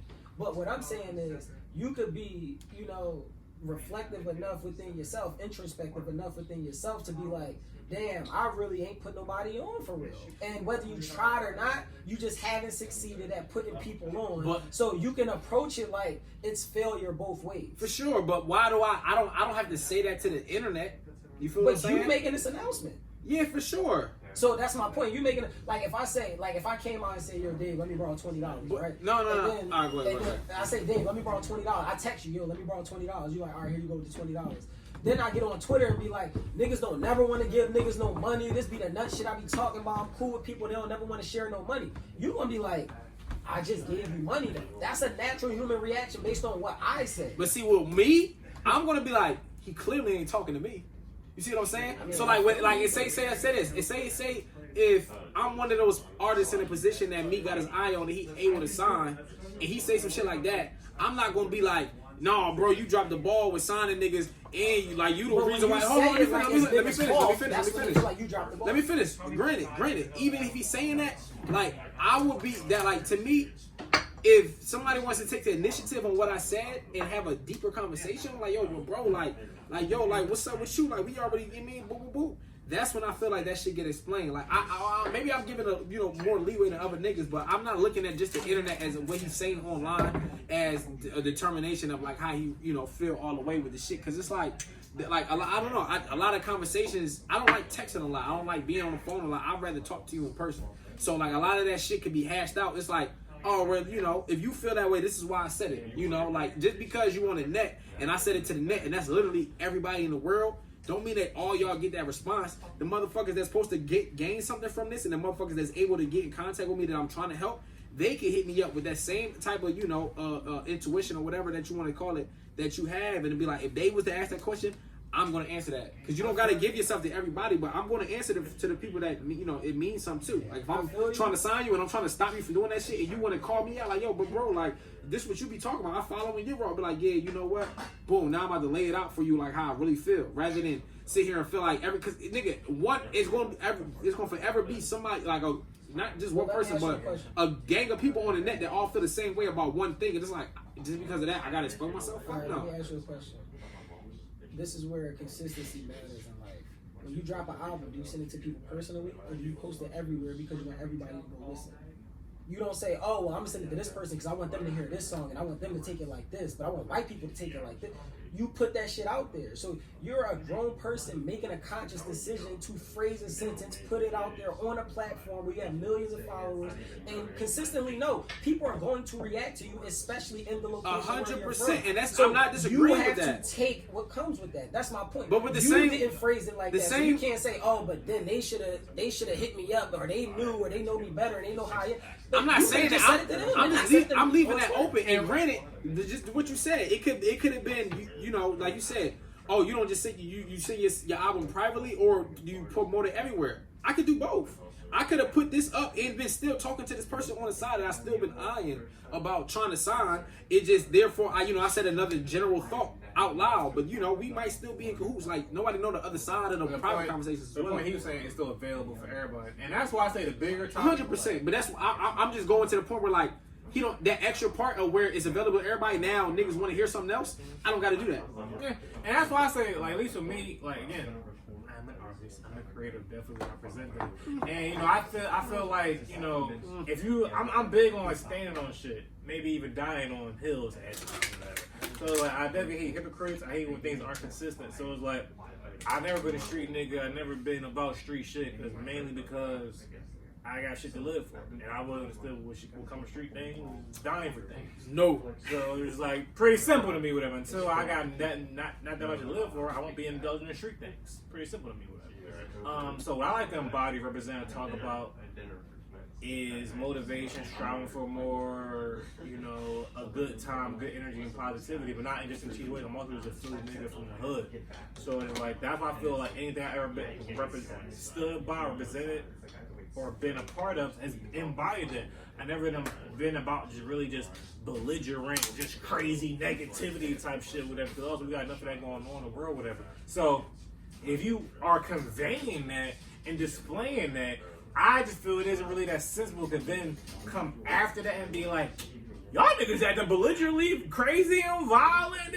You in the body that. I never talk about niggas doing a bunch of wild shit, just crazy killing shit, da-da-da-da. So I'm out there then be acting confused and niggas be on some wild, crazy shit killing, da-da-da-da. Because, like, either you did that or you co-signed that. I definitely feel you. Like, imagine if you seen Jeezy on a Trump commercial saying lock up every drug dealer in the hood. You gonna be like, what? I seen a joke about Jeezy. He said he told your kids trap or die. He told his son study and survive or some shit like that. His son graduated right. Yeah, for shit. That's a fact. He never told us. Said it was trap or shout out to Gucci bum ass nigga trying to marry me. That's all the story. Gucci man, the enema. I come through with the stamina. What was that? I was gonna call real quick. What was it real quick? We keep it real. Under 50%, and it ain't gonna be. I thought everybody called back though so far. Call back. We count those. This ain't callbacks. What the fuck? It's a job interview. You're right. I mean, you don't get those. That's a super fan. I'm a nigga. Hey. Ali. How about this? Do y'all ask questions you don't want the answers to? Yes. No. I'm a curious person, so I'm But like, I don't know will not kill me. I'm with you. I don't do that. That's interesting. just because I'm curious, and it's like I may not want to know. I mean, I'm obviously thinking about just like majority like with women, but like just it's just like. Yeah, I don't know. Like, yeah, so what? Yeah. And let me see if I can deal with that. If I can't, I don't know. See, I don't know if I go that far though. Cause sex is sex. You feel me? Like I'm not about to. I don't want to know nothing you did before. I've asked that before. Oh, and that's but it depends on what we talking about. If it's just questions that you don't want to know, maybe. If it's what you did before and all that, I'm not asking. It's not all the time. Mm-hmm. Yeah, for sure. I'm not asking. I'll say. Yeah, so hey, Good. babe, like what you know. Oh, I'm sorry. How many of them things that you know? How many other guys you did this to? I'm not doing that. Who told you that? Yeah, for sure. That boy. I respect it. Yeah, I don't ask any type of questions. I don't know. I'm just happy to be here. I'm not gonna ask that question. Life gonna give me enough to stress about. I don't need more shit to stress about. So I ain't asking nothing. Like people be asking all the time. You don't want to know? No. But I'ma just tell you. My curiosity peaks, and I'll be like, what is that? What's that about? I be taking my curiosity. Yeah, I only have curiosity of shit. At least in the past, I haven't been like that in a while. But like whenever things go left, at least we talking about women. If it's like something outside of a woman, a relationship per se, like yeah, that's what I'm saying. I definitely I can care less. Yeah, I just believe in respecting boundaries. So it's like until you tell me, even if I might want to know something, I feel like it's not my business to ask. Yo, my homie had a baby and I knew, but he didn't tell me, so I was just like, oh shit. You have more business out there? Not you. Yeah, but we're right though. Like, another nigga told me. It's just like he ain't tell me, so I'm not about to do nothing about it. You feel what I'm saying? Like, yeah. So like with women though, I definitely like in past there was like some betrayal involved. Then it's just like I just know everything according to what you tell me type thing. Because outside with you, it's different. Yeah, I'm not. I'm not. Outside of that, what I've learned since then is like if I feel need to ask these, you no longer exist to me. So that's how I deal with it. But I haven't been faced with that. That's how I played in my mind or whatever. But you know, fuck these bitches. That's cool. How about this? Do black people need revenge instead of everything else we've been trying to do this whole time? Revenge, as far as like a killing spree, that shit crazy. Okay. I don't think revenge gonna do nothing because we already know that shit don't do nothing. The only reason. But we definitely, I think that. Preparation. Yeah, niggas definitely gonna get Just gonna cut get us cool a getting check. paid. Especially like us now, we just like, oh shit, like our company died. Okay. Cut us a check and let us walk around without y'all paying attention to what we doing because we really don't pay attention to what y'all doing. Let niggas just live, stop at stoplights, and don't get killed. Like, don't pull me over and be like, hey, your license plate is like, improperly placed, but not give. Oh, we're not gonna give you a ticket about it. What the fuck you pulling me over for then? You feel what I'm saying? I just want to mind my fucking business. Smoke my weed when I'm driving. I'm glad you didn't smell it, you bitch ass nigga. So just give all of us. First why this one, but you not that dark, so I let you go. Yeah, yo, I'm gonna keep it a buck. Like, how many times have that might save me? I don't know. These niggas said I do it through a jar of weed out the window and put me in cuffs, bro. I'm confused. Yeah, if slavery lasted 400 years, we just need 400 billion. So yo, black people need to get paid, 400 bro. billion. Divide that to black people, let's just say everybody over 18 get it now. Other people get it in a trust fund when they turn 18. If they're not 18, and black people get their student. What's the lowest dollar amount for each person? 18 or older. The lowest dollar amount, whatever, is 40 million black people on average, 400 billion, so that might be a million a person. You go with that? I'm gonna keep it a buck. I don't think that I like that. I'm for sure with it, but I don't think that's give me 100,000. 50,000. I'm turning that shit up. Nah, Marvin King is fine. I'm gonna need an M for sure. Wait, 400 billion tax free, not with the 40% tax on it because we made over $1 million this year. No, tax free, college funds scrubbed and forgiven, and we need racism to just relax. Because we don't even mind racism. We just don't want y'all to kill us because of racism. Yeah, y'all can stay racist, just don't kill us. Really and if y'all give every black person $1 million, segregation wasn't that bad, and all of that, cool. You know, shout out. Yeah, and you that's why it's we crazy. Be building so many businesses on our own that we really wouldn't even fuck with y'all. It'd be such a black ass Target on every street It'd now be that we not segregation going to go to like, Target because no we more. want it to be. Like, you know what I'm saying? What percentage of women, of attractive women, have sex appeal to you? On top of your head. Say it one more time. All the women you've seen in your life that are attracted to you, what percentage do you think have sex appeal? 10. What's your difference between attractive and sex appeal? I'm asking you. 10. Oh well, I'm gonna say. I mean, listen, I don't even go for it. No. He said Rihanna bitch is my type. Sex appeal. I would say above like 90%. I feel like that's a part of my thing, like the part of the shit I like. I'm like, damn. So he said 10. I don't really know off the top of my head, but I definitely agree with him to the sort that I think all attractive women don't have sex appeal per se.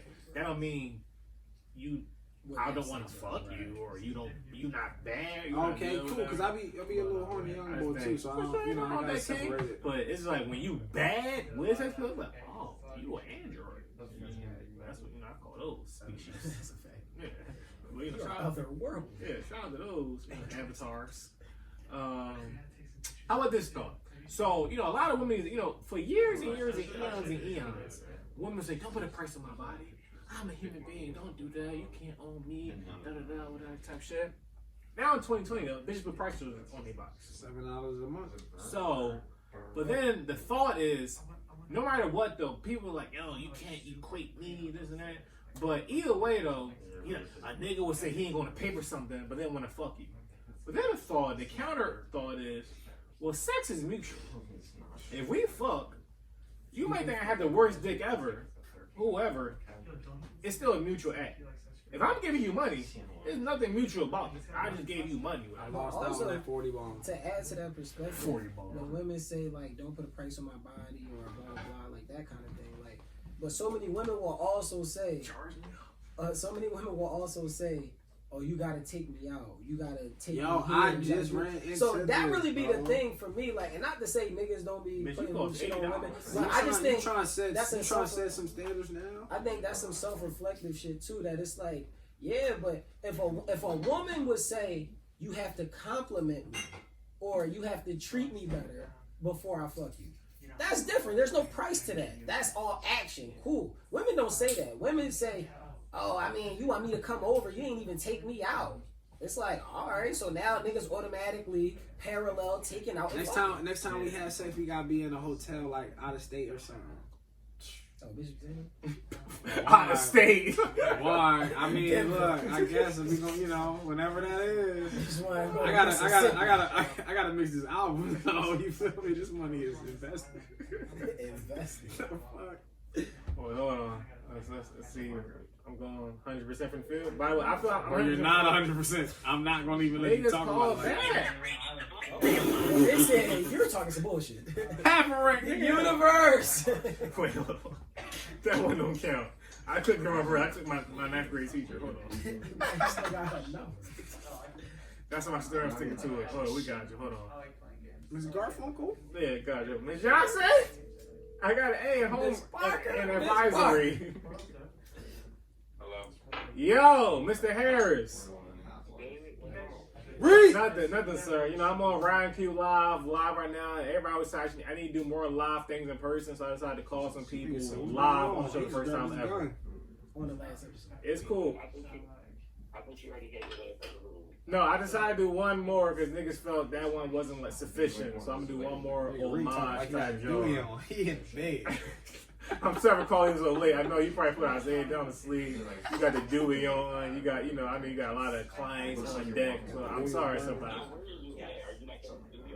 Yeah, I'm at the plug. It's so much more than that. So it's like. Yeah, you're on live, by the way. I'm pretty sure I said that right. But you're one of the people I feel need to call. You're a friend, and I feel you're a big catalyst to the progression of RightonQuelive. Where literally when you was on your thread, meme God phase, when you was just doing your whole fake pieces of shit and your whole gifts and all that shit, you was definitely having a lot of traction. I feel just appreciation to what was going on. So I just want to give you flowers, just as a friend and a supporter and fan of the show. Just a person on the last episode. I appreciate that. I really do. Yeah, thank you. So, so any lasting thoughts for the RightonQuelive journey and brand thus far, as it's about to end?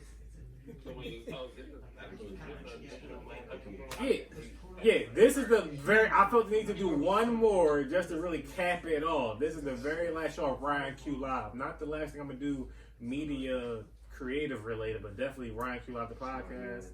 It ends here. All right. Well, as long as you're not retiring media creatively, I feel like this was a good run. I feel like you definitely progressed a lot with your thought processes and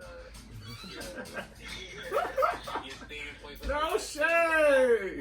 I feel like I met one Q and I know a different Q today. So I definitely think that the show played a big part in it. Also, just in terms of people kind of respecting you as a media platform, I think that's dope, and I've seen that grow as well over time. So yeah. Hey, I appreciate, and I can admit to that. Like, I feel people, even who I know personally, I feel have grown with me or changed, whatever you want to call it, just in my growth or change. And I feel just naturally when you talk to a bunch of people over 4 years, hopefully just by fucking biologically, you're gonna be like, okay, alter some perspectives. Like, I feel that's the least you can do is by talking to you if you're really listening properly over 4 years. So and I feel all the episodes you've been on, the first one you was on was coconut oil, you was on toxic intermission, you was on the New Year's John, that one was called, and that might have been it. I think it was just 3. I don't think it was 4. But I feel you one of the people I've met literally through this, and I appreciate just knowing you just from an inspiration, a motivation level, and just an organic, genuine level, just being a good person and just being dope to just know for various reasons. Thank you. Thank you. Are you calling more people? I already called a bunch of people, so I'll probably call more after, but yeah, you're one of the people I called. Yeah. Oh, you thought it was just you?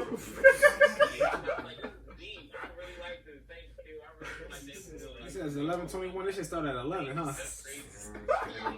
Yeah, I just called you and my mom. That was it. It's just y'all two. Yeah, but nevertheless, you're still special though, sir. So thank you, and I'll talk to you later though. All right. I appreciate it. Thank you. Shout out Rick, man. Yeah. Shout out to Rick, the aesthetic guy. What else you got for me? He bought one of the joints so it's straight for your podcast. Can I ask you something? What you got, Ken? I think it's dope, all the shit that happened in 2020, that Jeezy and Gucci literally just was in the same room playing hits back to back and performed a song together. Like, really? What? So Icy? Oh wow! I never saw that. I just want to put that out there because I seen a lot of niggas saying Jeezy a clown, Gucci smooching man, and now you gonna try to do a verses with him and all. I just think like at a certain point, like in the culture, we gotta stop dehumanizing people for growing up. You know what I'm saying? Big Mill. And not to say, yeah, it's definitely not to say. But I will also say like, it's not to say killing niggas is okay or a nigga killing your homie is okay and all of that. It's the circumstance a lot of niggas come from. But I do think the main thing is that like to see them two go through everything they went through. Both of them went to jail. Both of them had beefs. Both of them had cases and all of that. To survive that and say like, yo, like we really only got this one life. You know what I'm saying? Like I can respect that you really put this city on and you put this city on in a different way. And whatever we went through, we could just still not even fuck with each other, but we could come to a respect as men, as fathers, as bosses, That's as my whole thing, influential black men to say like, yo, we really did something that mattered that's gonna be remembered forever. And that's bigger than any beef we had. And niggas probably listen to So Icy different from now on, whatever. I feel like that song kind of was buried because of... Yeah, That's the song with both of them on it? Yeah, that's the first I time never heard it. But that's why. But to that point though, I want to also say this, like, So that's a beautiful thing. That's a beautiful thing that we got from 2020. I just want to say that. Yeah, I appreciate that thought, that perspective. But it's just like, you know, the same niggas that'll say, "Oh my God, King Von died. I can't believe this happened. I don't understand gun violence and black people. Why do we have guns and all this stupid ass, dumb ass shit?" Will say, "Yo, Jesus gonna be in the studio with Gucci? I would've killed that nigga." Or Lil Durk, you gonna let Quando Rondo walk around here? Or like, yo, y'all gonna do this? Yo, you ain't from 63rd. You ain't this. It's like y'all niggas be mocking death and act like shit is cool. But then when someone you a fan of through a distance from a whole other state, you be mourning when niggas really be in street shit. Newsflash, niggas that ain't from the hood or just from the hood, but don't be just be oblivious to real life. Street shit happen to street people. Or people do street shit happen to shit. Or also, bad shit happens to people in life, whatever. So, especially when you have bad energy around you. So, it's just fascinating when people be acting like the energy you put out don't a lot of time will come back to you, whatever. And, again, I'm the type of nigga, I can compartmentalize things very well. I can listen to a bunch of murder-ass music and realize niggas need to stop murdering people. Like, it's a very simple concept. I can listen to R. Kelly and realize R. Kelly touched my fucking daughter. I'm murdering R. Kelly and be cool with murdering R. Kelly. I'm cool with that. A lot of y'all niggas, y'all be like, yo, we need to stop murdering people, but I love murder music. We need to, yo, I love that artist. He got murdered, but he was fighting an attempted murder case. Doesn't make sense. I don't understand why he could. Like, it's not like, it's that's not corny. consistent. Y'all take all the good ones. Y'all fuck everything up. Niggas always kill the real nigga.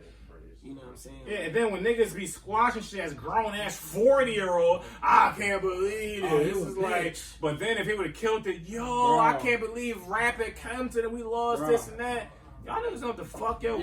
Bro, that's on social media. The internet, yeah, exactly, bro. It's literally anybody. Y'all got social media. Niggas literally be playing devil's advocate. Don't even be caring. Just want to say something to go viral. And they be like, nigga, y'all niggas blow me, bro. Y'all niggas be killing me on this joint every time. I do my scroll and I get up out of here. One of the biggest things I've learned, I learned a lot through this year. Shout out to 2020. It's been a year of just progression and perspective. 100%. Expansion, I'll say. And it's just like, one, I've been on the hill of Twitter for years. Like, yo, Twitter is I love Twitter. It's truly entertainment. But now it just turned to a place where maybe my age, who knows, whatever, but it's like, it's just not worth it a lot of times. It's like, it's just too much stupidity and nonsense. Instagram been retarded. But it's just like, Twitter's like, so it's like, the distance is needed. And not that I'm nigga that been like, oh my God, I'm so consumed, I can't do it. But it's like, no, it's real. I don't need to be consumed with that much stupidity when I know it's stupid. So that's why I feel like social media, all that shit is truly poisonous. Really not good for it. It's the reason why all the niggas that built that shit don't be on it, don't give it to their kids. But meanwhile, other niggas be living and dying by it. And y'all got nothing else going for yourself outside of it. Like, the niggas that made it don't be on it. Think about it. But yeah, so on that note, let's get into like some like less, you know, I know I asked you these questions, you know, at least one time when I was on here or whatever. Wait, real quick for that though, y'all what the fuck, what is the point of audio Mac? I have no idea. Y'all know anybody listen to audio Mac like regularly? Outside like artists? I had a thing back with Audio Mac back in the day where I just always felt like they running their numbers up. Okay. So nowadays when I see niggas be like, yo, my shit got this on that Audio Mac and whatever, I just be like, nigga, I remember back in the day, you know, a couple years ago when that shit was finesse. So I don't be believing in it, but I don't know about it a lot. I mean, let's also talk about. But niggas be trying to play SoundCloud. Niggas be gassing the strings and hiding their hands is fuming it. Shout out to Max Ali on Patreon. Still alive? He's still alive. You talking about me? What'd I say? Nah. No, but it's like also that's like, yo, it's 2020. I was talking about engagement. Niggas be faking the streams. No, wait. Yo, I just really want to put this out there. Not only are like people faking streams, every rapper that is signed, unsigned, is faking streams. Like, I promise you, with all due respect, With all due respect, Okay. listen. With all due respect, Drake is that nigga. Drake is that nigga. Oh wait. Let me get this point out. Drake is that nigga. Drake has fake streams. With all due respect, Drake is going to do crazy numbers regardless. It's just going to go even crazier because everybody's faking streams. People is buying their stream, buying #1 on Billboard, buying promote. Niggas is fake. Every single rapper is faking their stream. This shit is really an unprecedented level of fakeness. Like, this shit is really crazy. Like, imagine how popular Thriller was, and then imagine if he could have just bought every radio station to continue to play Billie Jean and Thriller and PYT. Just imagine that shit. Like, that's what's literally going on right now. So I just wanted to put that out there. Like, it's not just unsigned artists. It's not just artists that's over there on some weird shit. It's not just the white rappers. Every single rapper is faking their streams. This shit is really, like, monstrously ridiculous. So I just want to put that out there. 9 times out of 10, the rappers faking streams. If they sign, 9.5 times out of 10 they faking streams. No, 10.5 times out of 10. And the point is, Or though, they just dropping on a Tuesday and nobody else dropped. See what I'm saying? Oh, we got the #1 album in the U.S. because nobody else dropped on this Tuesday night. It ain't been about #1 albums. It's like niggas be saying like, "Yo, I did." Or Like, the #1 most stream thing. It's like niggas got everybody's 100,000 listening listeners at once. Niggas got 100,000 monthly listeners on Spotify. Only Spotify. My niggas never post no other platform. But I know 100 people in real life that never heard of you in real life. It's not in facts. your city. It's not facts. So of course it's cool. It Like don't work. we just because Spotify just had the gateway for niggas to cheat shit and for niggas to sell that capability for 10 times on a dollar. For niggas feel they're doing something, whatever, and the niggas got these engagement groups. You be like, yo, Max, Dave, Gage, let's all be in the group chat. So when I post something, all niggas are dicky me on the comments and tell other niggas to do this and that, whatever. And I'm like, dog, it's not real. It's not worth it, nigga. You know that this is what the sick ass cycle of the emerging artist talent creative is. All y'all niggas will rather dicky and be on some engagement groups, fake streaming shit, instead of genuinely supporting everybody you see that's actually on some shit, whatever. Like, And then if y'all all did it them same niggas up. on the same level, you wouldn't need the engagement groups. That's all. Y'all niggas are so lost in the sauce. Y'all rather dicky on an engagement group just in hopes on some like Ponzi scheme, pyramid scheme shit. Oh, I'm a dicky, so niggas are dicky on me. Cause none of y'all niggas most of y'all niggas not organic. Y'all niggas got a whole mental illness of dickying.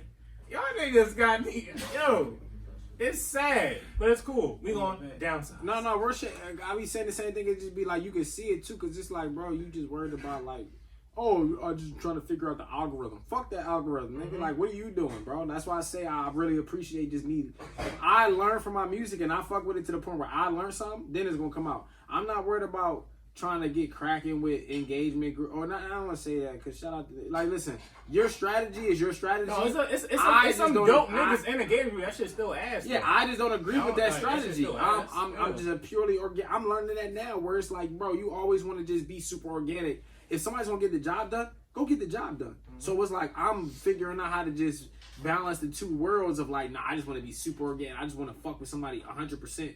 And it's also like, yo, just work with this person because they really good at what they do. And then, you know, if it grows to something, cool. And if it doesn't, fine. But, you know, so like just to be in something just because it's going to be cracking to you, that shit work. Call a person quick. Hello? Yo, buddy. Yeah. So, you know, I'm doing the last RightonQuelive episode ever in history, and I felt the need to call some people just because niggas always told me I need to do some live. This nigga stuck on the table. Niggas always told me I need to do some live things, so it was only right that I called, you know, my best friend and the person on the first episode ever. So you're live on the show. So This is the last episode ever. it's the last episode ever, sir. So shout out to Sal, first episode ever. Get my charger. What was your phone on 1%? Yeah. Jesus fucking Christ. Yeah, so shout out to Sal, first episode ever in RightonQuelive history. The first thing he ever said on the show was the first skit ever on We're On Live. He said, "Allow you rappers, want your feelings hurt. Just beware." He was right. The That's a prophecy. super bar. I knew he was right then. I didn't know how right he would be, but I knew he was right definitely. It wasn't no facts. So first, you just texted me about the whole Gucci thing. So that nigga really performed the Truth song? Yeah. Yeah, so we just had a... Send some more. I put them in the dirt too. That's what he said. So I had like a whole little segment about something similar to that. That just kind of negated everything I just said. Cause that's a little, that's a little different. Like, and then he said, I don't know where niggas get where all this violent shit from. It's like, oh, I mean, that was kind of uncalled for, Mr. Gucci. Yeah, so anyway, but sir, as a person who's been with me there for a long time, been with me there before this shit, any lasting thoughts on the podcast journey, on me, anything of that nature? Yeah, I mean, I'm proud of what you did. I think you know what the artist that you brought along, like that you brought to the podcast, just the different creators that you brought. I think they made an impact. You know, a lot of people don't see the impact now; they'll see it eventually, and that's really all that matters. You know, building legacy is not about what they see now; it's what they see, you know, forever. Shout out to Trajectory. You said what? I said shout out to Trajectory. Yeah, that's a fact. That's it. I thought it was a lead to something. I'm sorry. I got you. Oh, you know you're right. I mean, what else am I for? Yeah, I felt the need to call. You know, it was needed. But, you know, I thank you. Appreciate you, sir. You know, always. I'll talk to you soon. All right. Thank you. We just wanted to do shit last. It was people, what was something? Engagement groups and shit like that. Yeah, so, you know, the sick part about the engagement groups, the only reason niggas have engagement groups is because niggas don't be supporting people. And y'all rather do like to support people and grind. So, you know, it's just a sick ass cycle. But that's also why there's more stupid people than smart people. This is what it is. So I think other than that, though, we get to some little quick topics real quick, though. Oh, real quick, I'll say also to the point we was talking about earlier about the whole Meek shit. I'll just say this real quick thought. Was C. Dolores Tucker right in the 90s? A lot of people seeing rap documentaries, a lot of people seeing a lot of rap think pieces and all that shit when Snoop was getting banned, when 2 Live Crew was getting banned, the parental advisory and all that shit. I can only look at black people and our culture. Black people, our biggest import, export probably ever is rap, hip hop.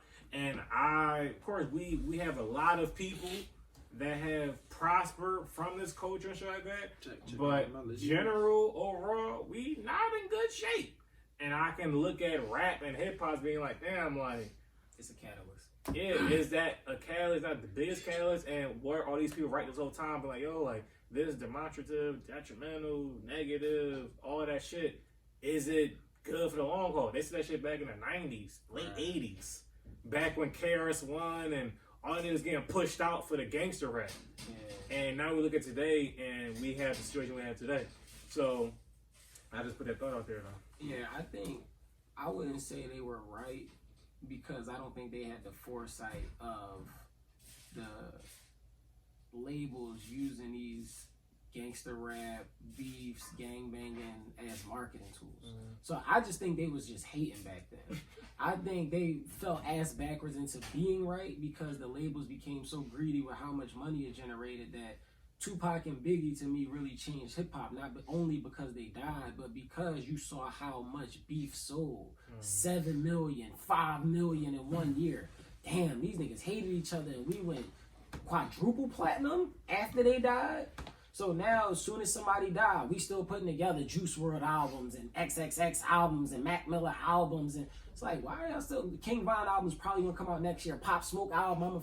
Because, like, the label's not looking at it as, like, yo, niggas is losing their life over this. They like, yo, this shit is lucrative and this is how y'all decide to be. We not wrong for making money off of it. So I just think they weren't right. They was just some hating-ass old heads that wound up being right because we let the labels pimp the culture. You know what I'm saying? So it really just became about, oh, you a blood and you talk with bees in front of your words and people take to that?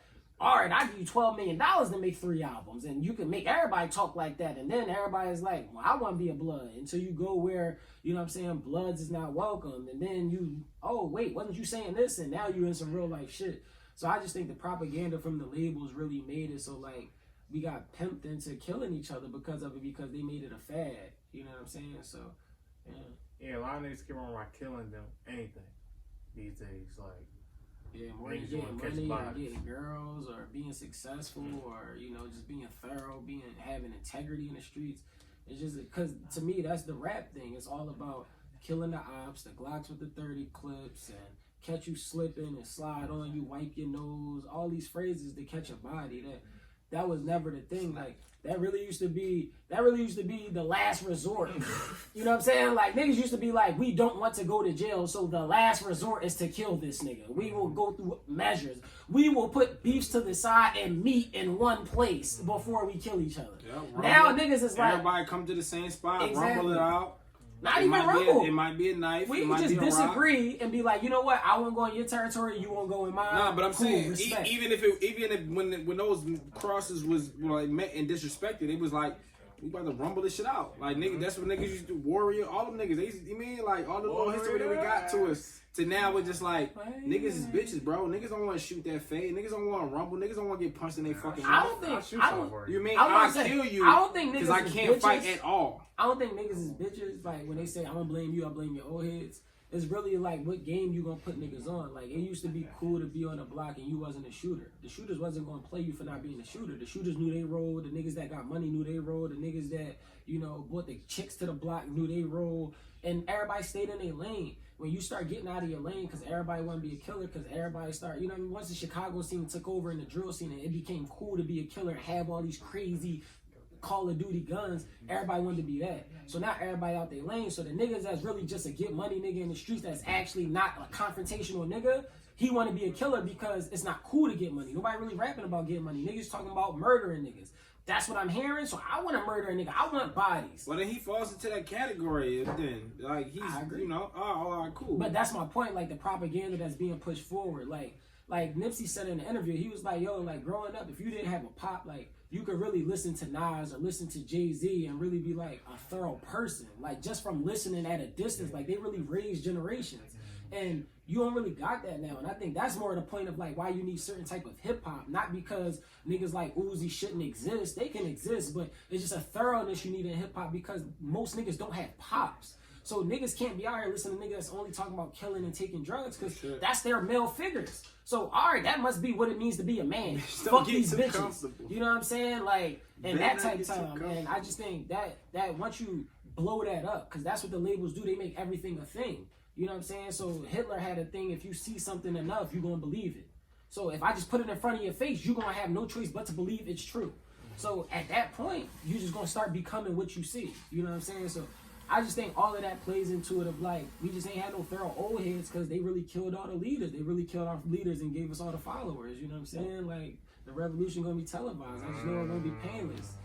So that's real shit though. They really killed all the leaders and then put you on something and told you, oh, go get some followers. So now we got a bunch of leaders, but it's cool. It's not cool to be a follower. So now you could be a leader and be talking that shit, but nobody gonna show you love. It's like, I'm not a dick eater. I ain't doing that. You know what I'm saying? Unless a label co-sign you, but the label ain't gonna co-sign you if you're talking about positive shit. So now you in that conundrum of not getting nowhere or some leadership shit. DIY, this is your time to shine. Shout out to all my niggas.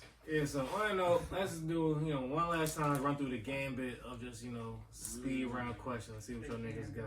Alright, say what? Boom. I'm fried, man. I'm back on my high shit. As you should. If you had to choose to live without one of your 5 senses, which would it be? Quick. What are my 5 senses? Smell. Alright. Don't worry about that. It's cool. Don't worry about that. That's any question. Smell. And they all connected. I said smell. Alright, smell. If you're in a bad mood, do you prefer to be left alone or have someone cheer you up? Depends who it is. Don't talk to me. Cool. Don't worry. It's cool. I'm answering the questions. That's cool. Don't worry about it. If you can master one skill you don't have right now, what would it be? Singing. Singing. Cool. Copycat ass. Nah, singing is pretty Would you rather lose all your old memories, never be able to make new ones? Or, don't laugh, Zachary. Or only be able to make new ones and then lose your old ones? You just said the same thing twice, so we said it. Okay, so you rather lose your old memories Dickhead! only be able to make new ones, or he's not be able to retain new ones but keep your old ones? Bro, what would you rather do? Nah, I bet You want them things. I rather memories as in like moments, right? Yeah, so you know who your mom is. Yeah, exactly. All right, cool. So moment. Yeah, I would rather be able to create new ones than retain the old ones. Agreed. Yeah. All right, cool. What would you do though? Me? Yeah. The person who showed us. Yeah, the last episode who was on, yeah, for All sure. right, bet. I'm answering the question with y'all. Bet. All right, cool. 5 senses you could take away.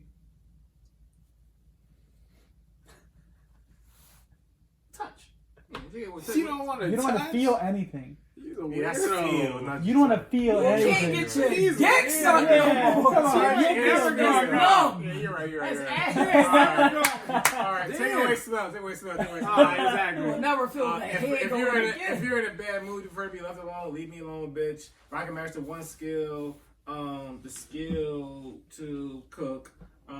If you would you rather lose your sense of taste or smell? I ain't asked you that one. The memories. Old memories. I rather only retain my new ones and lose my old ones. Agreed. Yeah, sure. Would you rather discover something great and share it, or discover something evil and prevent it? Great and share it. Great and share it. Evil to prevent it. Yeah, that's a crazy ass task. But I would ask for this. I would do I this just walked too. into the Die library. Hard? I just walked into the library, seen this book for. I didn't ask for this mission. The fuck? That shit to do. Who do you consider the most important person in your life? Or how can you go and improve that relationship? Who do I consider the most important person in my life? How can you go about improving that relationship? My mother, because I just gotta learn more patience and just understand who she is more as a person rather than just reacting thinking that I know how to solve her problems. Even though I do know one solution, but I'm not at that level, so therefore the talking doesn't do anything. Yeah. Shout out to Mom Dukes. I would say my dad, and I think because he died, it gave me such a better perspective on how intentional life is and how intentional he was with how he wanted me to be.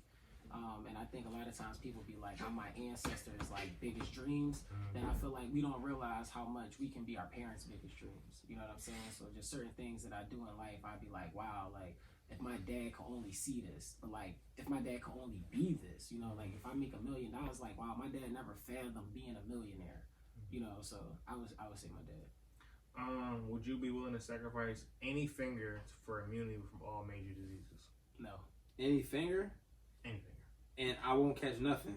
No. Major. But I keep my fingers and I COVID. might catch something. Like on the trajectory that I'm on now. Yeah. No. I'm gonna keep my finger, bro. I'm rocking out. I'm gonna fight that Give fight. it a I'm pinky. black. My immune system is strong. Just chop it I'm up. a shooter, bro. I No need COVID. that. I need that. No. I'm a shooter. I'm a fan of real. A real nigga gonna say, I'm gonna chop off my ring finger on my left finger, so I ain't never gotta wear a wedding ring. Oh, alright, okay. Scared of commitment guy. If you had to choose free unlimited, and I'm not cutting off finger, by the way. If you had to choose free unlimited service for 5 years from a chauffeur, cook, masseuse, housekeeper, personal secretary, what would you choose? I heard this. A cook for sure. Get me right. I need that 8-pack. I can have 3 meals a day. I would I take had 5. You already calculated the calories. What you talking So about? I already have a baby mom, so it's like Listen, I own a slave, so. I would actually take the personal secretary. I would take that. Yeah, I would take that. Wow, you said Yeah, I you eat busy. chips. Yeah, because I clean. Invest $15 at 9 a.m. Cook, I have her. I drive. A chauffeur will be clutch though. I take secretary. But you be complaining about being in traffic, so you being a driver. How much the help is that for real? I'm not in traffic if I have a driver. Literally, He's in being traffic. in the back seat in traffic told you from being a driver. I would in fall traffic. asleep and wake Yeah. up and be there. Don't get me I was started. never Oh, listen, respect, delete this respect. episode. That should be a trigger. I hate traffic too. Is there anything This shit plug into this. I just peeped that right now. I didn't peep that. What characteristic do you admire most in others? Characteristic? Honesty. Honesty. You guys gonna stop taking my answers. It's a fact, though. I mean, I'm keeping a buck, you know. Say, I just fucking Illuminati and I like wittiness. I like if you get my sense that we could just I was gonna say improv on the shit like and on just keep Twitter. pushing. Like it's a special thing to have like mutual comedic timing. Yes. And like I can't think of the other word but it's used, but comedic timing and just compatibility of just like when niggas don't got it, it's just like this is you was a second too late. There. It's cool, you know. Even when it's just a like from the right person, it's like, oh, I know that like is more entailed to it. It's not you know what I mean? Like I fuck with that shit. So Yeah, I like it. shit like that. If you could witness any event, past, present, or future, what would it be? That's too many. Can I name a couple? Sure. I would go.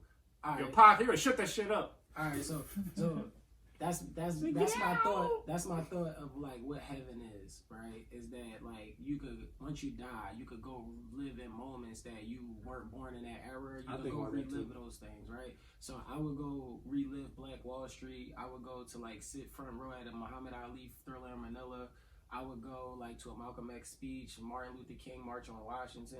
Like I would go to a lot of places. Like so, I would do a lot of like black shit, of course, but like I would just go see a lot of things in the flesh. You know what I'm saying? Like Nat Turner Uprising. Like I would just go there and just be like, wow, he was 5'8". Like you don't think about these people as people, you think about as figures. So it's like, wow, Malcolm X was 6'3", like looking up at him, like wow, that's deep. You know what I'm saying? Like I would go like somewhere with like Nipsey, like when he first, I would go to Victory Lap sessions and just sit in there and just watch him record and come up with everything. Like, wow, this is really what he was doing. So I would do shit like that. That's something I would really want to do. Like, I hope that really is what heaven is like. Yeah, I mean, I feel like it'll get to that point, but I probably would start with my family. I would start to see like who my mom really is and like the ticks and like the things that like developed her into like who I understand and know now. Because even when I talk to my brother, it's like, you know, my mom that I have now wasn't the same mom that my brother had. And I think about, we're only 7 years apart. And that's crazy to me to like, just like, wow, like, you know, what phases could have like kind of changed or, you know, changed her in a sense, you know, positive or negative. I think about a lot of things with my dad and he tells me a whole bunch of stories from the past of just music shit that I just like, I thoroughly like just super enjoy. And that's why it makes me want to be so like respected in this shit because it's like, yo, my pops did that shit as well. So that, and then, you know, that's going to turn into getting into my grandmother's, you know, rest in peace, my grandma, she just passed away, but like, you know, getting into her shit too, because I give my dad a lot of the music credit, but without my grandmother, my dad don't, you know, get into this shit. So, and then it'll progress into like, all right, now that I cover all the bases of who I am as a person and, you know, my makeup and my genetics, now I can, you know, venture off into like other people that I fuck with and shit that I would want to see, of course. I like that. I respect both of those. Yeah. I would say, off the top of my head, I would definitely see how my mom and my dad met. Yeah, exactly. I would see how, you know, my girlfriend, mother of my child, mama, I would want to know what she did the day I met her, what she was doing that whole day. So, yeah, so that'd be cool. Yeah, you know, just, like shit that, you know, you gonna tell me a story maybe, but it's like, nah, I want to see what the fuck it was, you know? Yeah, so that's a beautiful thing at the moment. Cool. Yeah, so my mom, how they met, my girl, what she was doing the day before, the day I met her, that whole night. Outside of that, definitely I agree with everything Max said, a lot of those great pivotal moments in history, especially Black history. Yeah, so I fuck with all that. Life motto or philosophy you live by? On the daily. Keep it going, nigga. It's another day. It's gonna be a problem. After you stop bitching about the problem, okay, wipe your tears, get up, you know, punch the wall. Now what? The problem's still there. You figure it out. Let's get a move on. You know? Figure that shit out. Charlie Nipsey Marathon continues. 100%. Yeah. I got too many. I don't even know like one to say like I got a quote of Max Ali rap line in this one. Be careful with the pictures that you was painting because no one looked crazy until it started raining. So I would say like something like that. It means so many things, you know. But yeah, there's so many quotes that I live by. I'm a quote nigga. You know what I'm saying? So I don't know my shit like that. And also I would say this to even reiterate about the essence of lost gems. Like I said, a lot of shit was lost. A lot of things were strived for. A lot of things were just exchanged. But also just like, you know, I'm a person, I don't really get caught up in like stranger or like fandom and all that shit, whatever. But, you know, I never really felt or experienced anything like when Nipsey died or when Kobe died.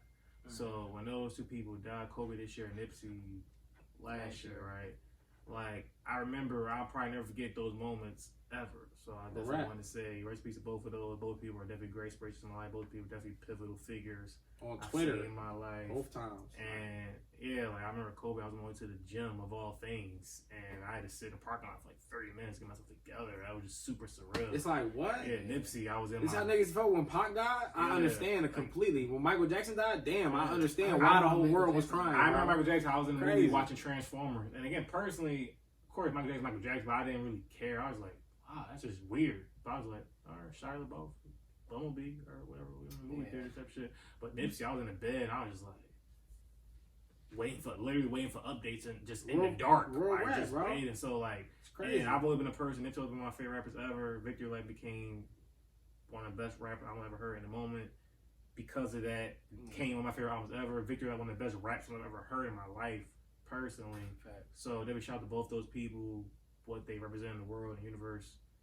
And still to this day, they have lost gems that still resonate, and just the presence, their energy, the resonates forever. Though, shout out both of them though.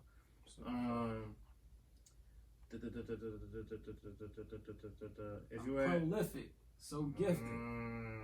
Number one place in the world you want to visit. Shout out to prolific. No, niggas didn't know what that word meant. A lot of niggas, unfortunately, before they see. Paris. Shangri-La. I figured it out when I'm there. Bars. Worst pain you ever felt? Bitch, why you do that to me? I'm just like the heart. Nah, that's questions I want the answers to. I don't know. Experiencing loss, like just with like life, is I'll be doing a lot to like come to, you know, understanding with it. And the more I do, the more I just be like, the more it's depressing to just be like, yo, like with me, if I'm not doing nothing like music or music related, like even with the parties that niggas be doing, like niggas want to come through and book this shit, like I want to do this 100%. If I don't have this to do or to keep me pushing or to figure out something else to go on to like progress in it, I literally have nothing I want to do here, and that shit could get dark real quick. I said somebody realize, you know, bring that to my realization, like, oh damn, you could have went left, and I'm like, oh shit, yeah, I could have, you know, but it's just, you know, always trying to move forward, that keep motherfuckers going and shit. So yeah, I forgot what the John was, but I don't know. I tapped that John real quick. What was the question? Wait, what you say? Worst pain. Worst pain. Oh yeah, worst pain. All right, yeah, for sure. You say? I would say my dad died. Gotcha. Oh yeah, experiencing loss and shit. That's what it was. Favorite curse words? All of them. Got you, bitch. You hate words. Yes. Yeah, cool. World peace or inner peace? If I had to choose between inner peace and world peace, oh, you on some Nipsey shit. Would you rather be at peace with the world and at war with yourself, or at peace with yourself and at war with the world? I'd rather be at peace with myself, but I also think world peace would give us inner peace. This is how I win. I'm not mad at that. Okay. Good news or bad news first? Oh yeah, tell me what's wrong. So I can already know what's up. Good news first. Nah, fuck that. Because the good news, you gonna be like, oh, okay, cool. Yeah, with the bad, yo, yeah. Oh, so I filled your tank. I filled your tank up. That shit broke down on the highway. Not that it broke down, it's on fire on the highway. Nigga, the fuck? Nah, fuck that. Tell me what's up. Don't tell me that you filled my tank up. My shit is on fire on the highway. There is no good news. No, I filled it up. Oh, the good news is, look, the good news is, you added the fuel to the fire, literally. The good news is, I'm safe. Don't worry about it. I'm okay. The person that borrowed your car for that one day I only. filled it up. I didn't close the joint. So facts. Crazy. And I spilled something on the tire. No, you need to die. What? Two people, one person alive, one person dead. You want to have dinner with at the same time? Alive and dead. I want to have dinner with at the same time. Somebody alive I want to have dinner with.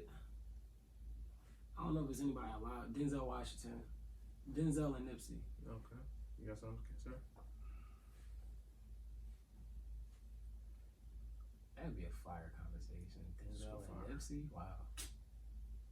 It'd be a lot of quotes, bro. You gonna get hella quotes, bro. You gonna be drunk. You gonna how much game I'm gonna get in that conversation? You already the game. They gonna say the same. No, they not. They gonna say some new bro. shit. They gonna say some That's unheard shit. my man, bro. That's my man, bro. I'm not tripping, bro. This nonsense. I mean, I be on a self path. You feel me? So Mitt Romney and Meryl Streep. That's who you go. Now I probably have a conversation with. All right, Don Kennedy, we get it. I probably have a conversation with a younger version of my grandmother. Okay. Just to see what she was like when she was, you know, in her prime. Well, I ain't gonna say her prime. Shout out to everybody who their grandparents are coons. My grandma, I love her for everything. My mom, she's one of pivotal role players. Pivotal. I can't think of the phrase right now. Figures. Figures in my life, right? In my life, always been. She a coon. It's cool. I never forget. I brought on the episode. I forgot what it's called, whatever. I was like, yeah, mom. That was one of my favorite episodes, though. Shout out to my mom. I love her for everything. Never did nothing to me wrong. Except beat me once. And I was like, yeah. So I'm like, yo, you old? How you still Martin Luther King, Malcolm X like people? Yeah, I ain't really cry. Martin Luther King died. But when JFK died, I was like, he was a cool. That's cool. You guys accept your flaws and all, though. You know. Oh, but did you see the tape, baby? She said defund the NAACP. Got you. Man, nothing but trouble ever since. When JFK was here. But yes, Grandma, who's alive though? Has to be somebody alive? That was the question. Yeah, for sure. Alive. Cool, neat. All right, moving on. I'll take that. If you had $1 billion, what would be the first luxurious thing you buy? Luxurious, niggas, stony niggas. I'm buying a mansion for my mom. I mean, it's gonna be me for too. Yourself. It's gonna be my. You mean because I'm a nomad? You feel me? So I could travel with my bag. I'm cool with the bag. Where's it gonna be at? I'm good, huh? Where's it gonna be at? It depends on where she wanna No, play. niggas for you. Nigga, you playing everything. Bro, it's for my mother. Ask me the question. All right, where's your okay. Not asking. If you had $1 billion, what would be the first luxurious thing you buy for yourself? Tesla. The whole company. I am Elon. So what do you want to do next? Oh shit, I don't know. Paint the colors another color, nigga. What the fuck? I want every car. Just keep producing that shit. Keep doing what he was doing. Whatever he was doing. He told what to do though. Hire the nigga back. The fuck? You better put this puzzle together. Describe yourself in 3 words. It can be 3-word phrase, 3 individual words. Motherfucker, I'm me. That was like 5, whatever. No, it's syllables, nigga. He counts syllables. Oh, yeah, that's true. Genuine, authentic, You were like ever already. and witty. Okay. You know, that covers across, you know, a couple when different. people ask me this question, I just say like, I don't kind of max out read, like it's just me. See, this is this guy, man. I can't. He's good. He's good. He's good. It's on the way. It's good. I thought you definitely want to go with like Gene or something or rap. He said, you are narcissistic. I mean, it's in your bio. I'm keeping it real with you. I was thinking Prophet Genius and something else. It's like a cake. Bakery. Bakery. Shout out to Lost Young. You'll get it when you hear it. Bitch. Favorite album, favorite movie. Favorite album, favorite movie. I'm gonna keep it a buck. I've been saying Black on Both Sides is my favorite album, but Do You Want More by The Roots is definitely like might be like, if not that is, because that shit is just so fire. It's a live album. That shit is fire. So I'm gonna keep it a buck. I might change it for the first time in a long time. It don't matter though. You mean? Yeah, I'm gonna say Do You Want More by The Roots with all the question marks and exclamation points. That shit is fire. I'll let you answer before I get my movie. Favorite album. Okay. That's my shit. I can't pick that. Shout out my nigga, bro. Movie? My favorite movie. Nigga. I be on some old school shit. So like I like Beverly Hills Cop is my shit. 1 or 2? Come on, man. I mean, 1 is the intro, but 2 is, you know. Shout out to Lena. Lena always say 2, man. Lena always like Godfather 2. Barry was count 1 and Godfather 1. But when he's in the amusement parks, no, that was just. I know, but I'm just saying. We just gonna keep. I want to go back and rewatch all of my movies. I never gave it no time. My favorite movie, I would say, probably Malcolm X. By Spike Lee. Gotcha. All the money, where all the knowledge. I'm gonna take that bread because I said knowledge last time I was on here on some hotel shit. Give me that bread. I'm gonna learn this shit because if I know everything, I'm gonna be like, what's the point of even being here, bro? This shit nutty. If you had $10,000 right now, what would you do down to the last dollar? That's the last buck. Bro, I'm buying a pack. You feel me? Like I'm gonna go ahead and get some equipment. Sweatshirts. You mean I'm gonna come holler at my boy? You feel me? We gonna finish these songs. Man, what else? What I gotta do? I'm gonna go ahead and put some money aside for the advertisement. Hey, let me holler at you, boo boo. Oh yeah, I need that. Pay some people off. Let me get my shit in the mix. As far as like if I need a feature or something, if I want to, business wise, and we good. I'm gonna buy a little BMW. When you see me in the 6, know that I said it and I'm in it. So Yeah. Music shit. And A lot of just progressing with the music shit for sure, 100%. On BMK 25 one. 6 series, convertible coupe, don't even play. How about yourself? Yeah, I would spread 4,000 across Neo, Tesla, Apple. Wealth talk. You know what I'm saying? And then I would take, 6,000. I got 6,000 left. I would take 4,000 and put a down payment on the property and then rent that property out and make the money make money. Cause what? Say the quote? Oh, rich dad, poor dad, because poor people work for money and rich people make the money work for them. So that's free game right there. Poor decisions. If you had a superpower, what would it be? Superpower? Money. The game fucked up. That's easy. That's the only power you need. Nigga, I am the bank. Invest in me. The power.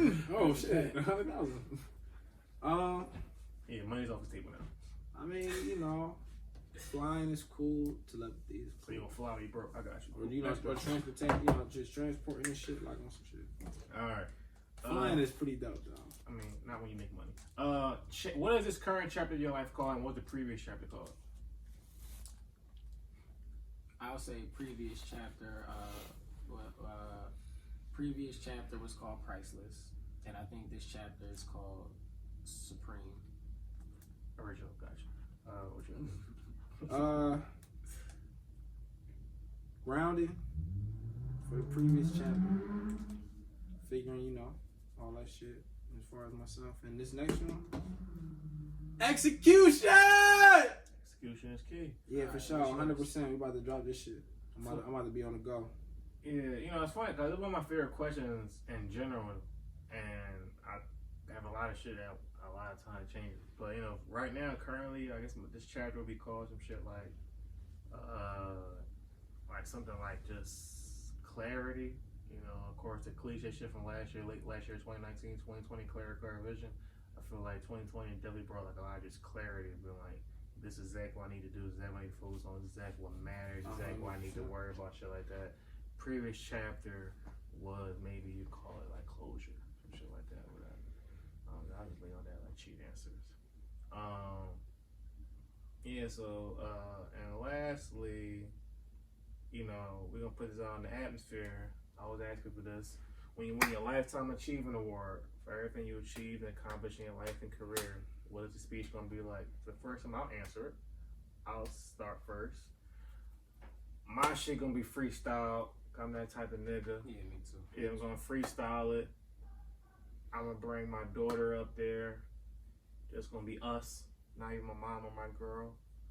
It's gonna be us. I'm gonna be like, gonna be semi-cocky, not fully cocky. And it's like, I told y'all niggas. I literally did. Y'all don't listen because y'all some sheep ass niggas. Wow. And it's cool. I don't blame you because most people are sheep and stupid. But shout out to people that aren't sheep.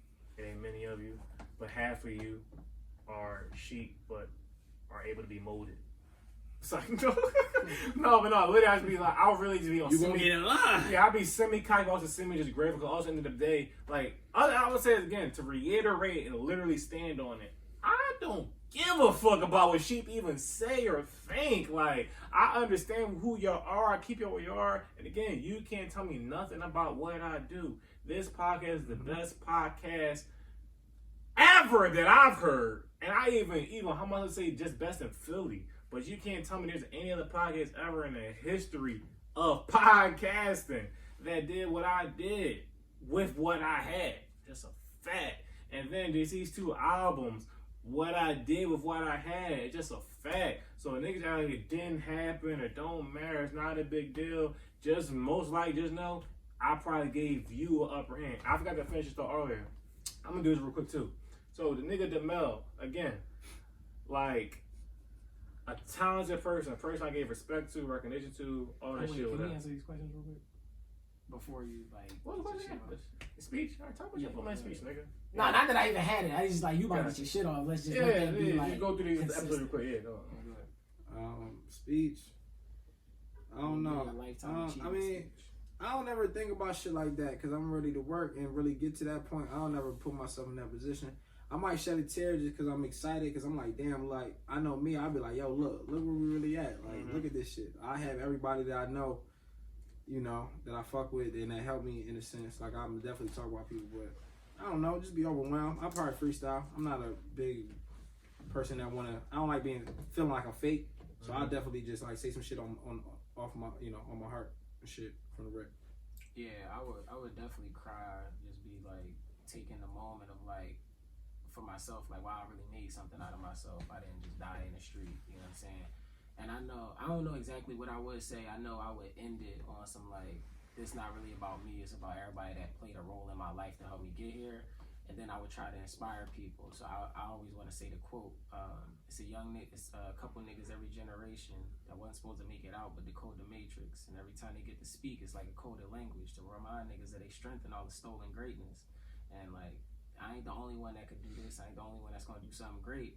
You know, so as long as you decode the matrix, you're going to make it. That's a bar right there. So I would say something along those lines while I'm crying. Facts. That's what's up. I don't be thinking about nobody that be like that got my back. I be like, yeah, I know y'all got my back. That's what's up. I be thinking about the motherfucker. I be like, y'all niggas really trying to play me. Like, I'm about to kill y'all niggas. I'm gonna stun on these niggas. I'm about to fry y'all. That's the beauty about the journey in the past. That be the funny part. That's why I have no resentment. You got my back. I love you. The haters and the dick eaters and the naysayers, they also need it for the journey. 100%. Like, you had our love, you won't be who you are. I was right here the whole time. Yeah, without hate, you want to know what love truly felt like. So like, it's all needed for the mixture and the gumbo and all that shit, whatever. So again, you know, real comment to go top of my head of just like through the history of RightonQuelive. Like I said, Mel, I gave you a lot of recognition, respect, whatever. But to me, you just a nut because it's just like at the core, you could be like, yo, I didn't give you the after having you been after Q had you on the show multiple times to give you credit and respect and recognition for what you do. Pay for to see you at a live show, supported your whole brand certain ways, whatever. At least you can do return a favor. Again, you don't realize things till it happen, whatever. So it's like when it don't happen, then it's brought to your attention. You can't even hold the L. I'm big on holding L's. So when you can't just hold the L, you become a nut. I just so it's snapped like on a mechanic you a the nut, other day and for this it's shit. like I have no problem giving niggas their credit. I can't do everything. I don't think I'm the best at everything. It's plenty of people that you can do things or had ideas I didn't have. That's dope. And it seems like niggas just don't have that security in self to do that. It's like, it's cool. I'm my only child. I'm not getting all the love possible. I can give all the credit without having to feel like I have no void. Y'all niggas, y'all siblings be killing niggas. You know, whatever. That's another story. Shout out to Thanos. Well, yeah, so he a nut. And it's good. You know, he a nut till further notice, so, but probably till forever. Shout out to people like Bino. Bino, super talented guy. He also kind of like a nut too. Like, it's like, he the type of nigga to be like, yo, you come on a show, a Philly show that will give you credit, but then another show that has, like, from another city, you would dick eat them, though. And it's like, dog, but, like, you claim to be from Philly, claim to be about Philly, can't represent Philly, but you would rather dick eat another city's network or platform. That's nutty. I mean, that's what I'm saying. When niggas cards get pulled, they don't know what definitions or what actions are. It's nutty. If it was done to you, it's nutty. Shout out to Black and Mobile. Nutty. Like, niggas came on this exact couch. Maybe not. This exact room, at least. This exact show. It's like, yo, really appreciate this. Great platform. I never had an interview ever. Never been on a podcast ever. Yo, shout out to black business, black representation, black platform. We need to support more black people. We need to support more black people, more black young men. We need to stop killing each other. Episode come out. Never happened. Never seen it. Never recognized it. Then the other bigger platforms happen. Yo, shout out to them giving me breakthroughs, recognizing me, this and that. Nutty. It's dumb shit. Look. Super facts. Yeah, Ty G, cool ass nigga, known you for years through other mutual friends, whatever. You on some nut shit with the last album, whatever. Like, cool dude, you got your feelings about shit that really never did nothing to you, never did anything. I have nothing against you. You got your feelings about shit that wasn't that deep. So that's why I feel the need to put you on the next albums, whatever. I have nothing against you on a personal level, whatever, but it's like I feel the need to not work with you ever again, though. But again, cool person. Again, my new philosophy of things is sensible, compatible, profitable. I didn't feel we fell in any of those categories, whatever. And I really didn't get that. Man, I'm a logical man. If it makes sense, I'm with it. Yeah. If it don't make sense, then Lim, like, you a nut. Like, I put you on a song with my beat, my idea, and you can now put somebody else on a song, and then you think you Suge Knight, when I'm Suge Knight on Twitter, and like you gonna bully me to take somebody else off the song, and then so you say you're gonna sue me. Like, you talking about I'm not obsessive and won't just go all the way to the ends of the earth to prove a point, and that don't give a fuck. It's like, so I don't even understand what that action was behind. You got your bum ass manager with big titties, like it's gonna distract me from like standing on the hill. It's like, unless these titties gonna be in my face, I don't give a fuck about what y'all talking about. Like, Don't stop. So it's like, I don't understand what you're talking about. Also, at the core of these lost love sessions, it's just like, again, you may think all of us are ass in our times. Again, it's no way you think all these variables don't work at once. So really, the core of all this, again, with me and Max, I get Max's flowers. What we about to do also is be a dynamic duo of production. Q&A with songwriting and producing songs and projects and ideas and concepts.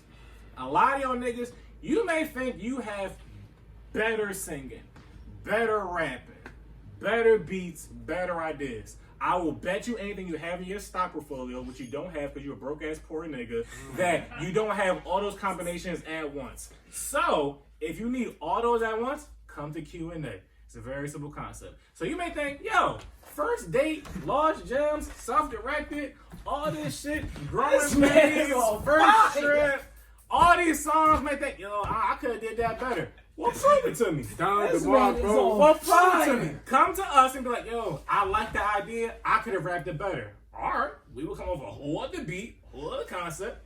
Prove it to me. You may think, yo, I got a homework sing it better. Cool. Whole other beat, whole other concept. Put it on there. Let's sing it better. The point is, though, you couldn't do that better. The general product, though. So I said to a lot of people, cool ass nigga, no problem with you, whatever. You could be better. That is a fact. Come to Q&A.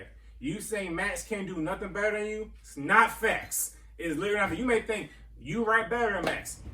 There's only one way to prove that. But outside of that, Max does things better than you. It's no problem to humbly admit that to yourself.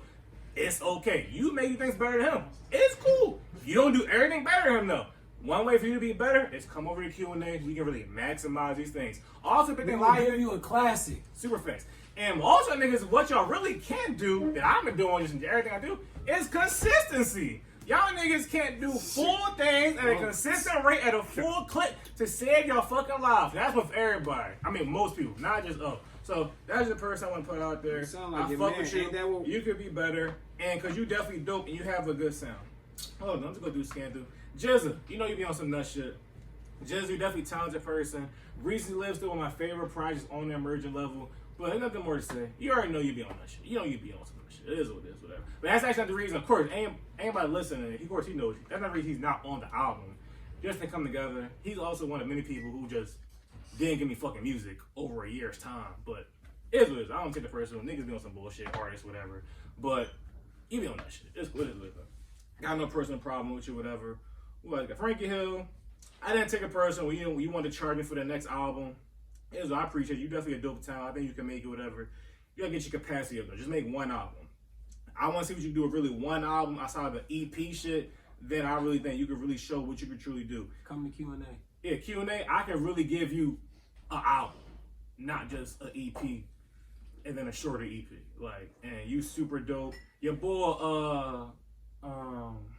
Cam, I don't fuck with him though. So, but I respect that. You know, like that's y'all Q&A shit. Cam, he a nut ass nigga though. But shout out to Frank. If you want to take a person, I respect it, but I don't fuck with him at all. He a nut ass nigga. What else we got here? Andre Altrez, I fuck with you. You a dope ass hustling ass nigga. That nigga gonna sell. He gonna sell everything. Cash, you talking about I'm a hustler. That nigga is that times 10. He's selling everything. I respect you. HBC, personally, I don't fuck with y'all music 9 times out of 10. But I respect y'all brand. Y'all truly the odd future of Philly, of just awkward, unorthodox music that I truly don't understand or grasp. But y'all consistent, and I fuck with it. She got fire beats. She has fire moments at times. Trippy, a cool ass nigga. Riley, I don't know what you be doing behind the scenes, my shit, but you a cool ass person in real life. Shout out to y'all. You know, that shit not for me though, but I respect it though, whatever. What else you got in here? Shout out to Rel. Rel's on here, Phenom, good ass nigga. Jordan Plain, dope ass graphic nigga. Shout out to Shea Butter. She's on it. She has a skit on the album. What else you could think of? Top of my head. Rec Philly. You know, we've been on some talks about just maximize what you do. Because, you know, a lot of people always have criticisms about Rec Philly. Like, yo, y'all could do more, y'all could do this and that. Bottom line, it's not about how y'all could also just help people more. Y'all could also just help yourselves more. Y'all could truly be housing shit in a truly organic, beneficial way of just like, y'all clean all the gym for the creatives, y'all the housing place for the creatives. But I feel like y'all care about promoting yourselves more than creatives. Like, y'all have the true market share to be just a more organic, precise platform of Philly Scoop Hall. For sure. Y'all choose not to be. Scoop Hall choose to show anything that give them $20, and y'all just don't show nothing. So it's kind of no fucking balance of what's going on in fucking Philly or whatever. So it's like, I don't know why you do that. It just don't really make sense to me or whatever. But it's like, y'all got the infrastructure. Y'all just got to maximize the infrastructure. That's up to y'all, whatever. Cutting Q&A. Production at its finest. Shout out to Bev. Amina Say What podcast shit is ass. What's her name? Angel Martinez ass, and then to have a diet, Angel Martinez is just even worse. It's just, Where's the ranger when you pull these names from? What else I got in here?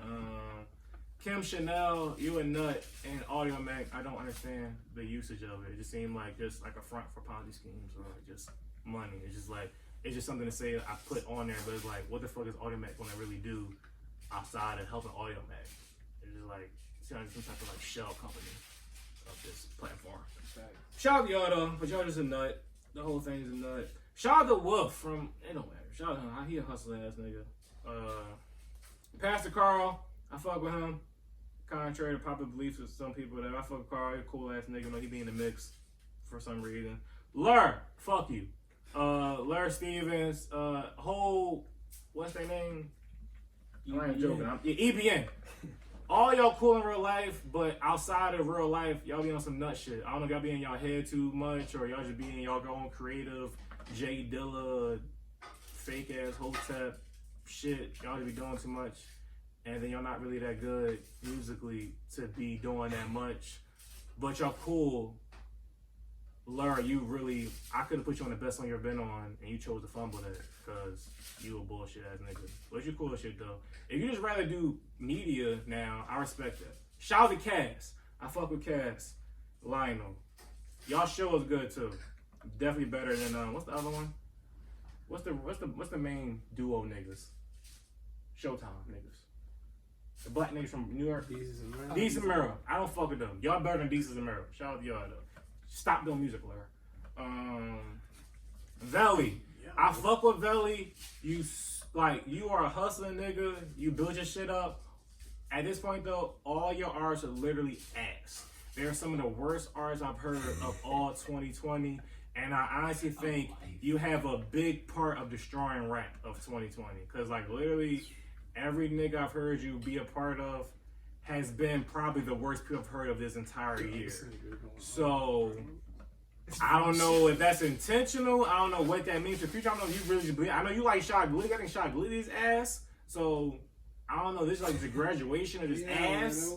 But yeah, but like I respect you still, honestly. Like just business and creative wise, like you built your shit, like, and you be on your wealth talk to your stock shit, but all niggas is ass. So I just think to be like, again, I already said I represent art wise and music wise, progression, quality, and progression. I said that?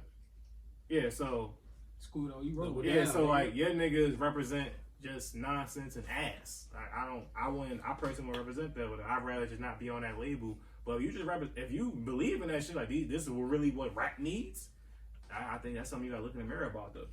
But I fuck with it though. Shout out to Polivia, dope ass queens. I fuck with y'all. Shout out to Onyx, Tyreek, and Tony.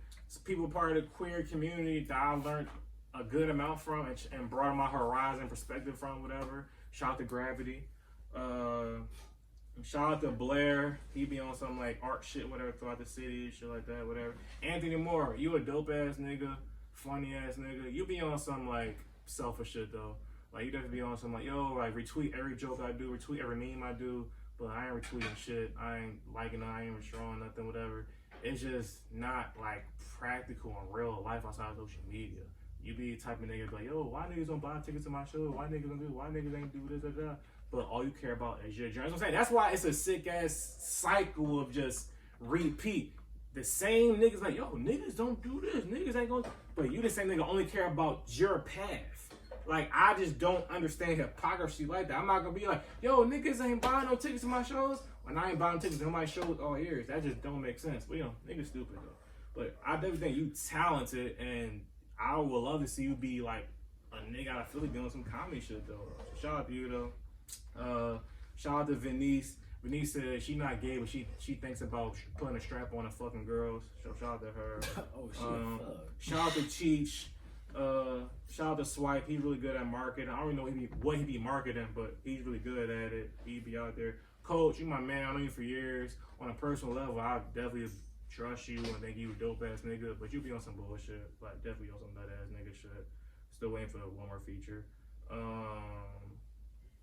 Logan and the boy Sign is saying, I don't know, he's ass. But I respect you, Logan. This shit is dope.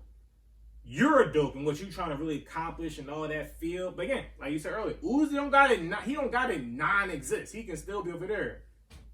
So I respect it for what it is over there, and it was just trash to me. But y'all dope. I definitely don't want to see you just not prosper, though. I respect the intention to the world. Same on Mars Parker.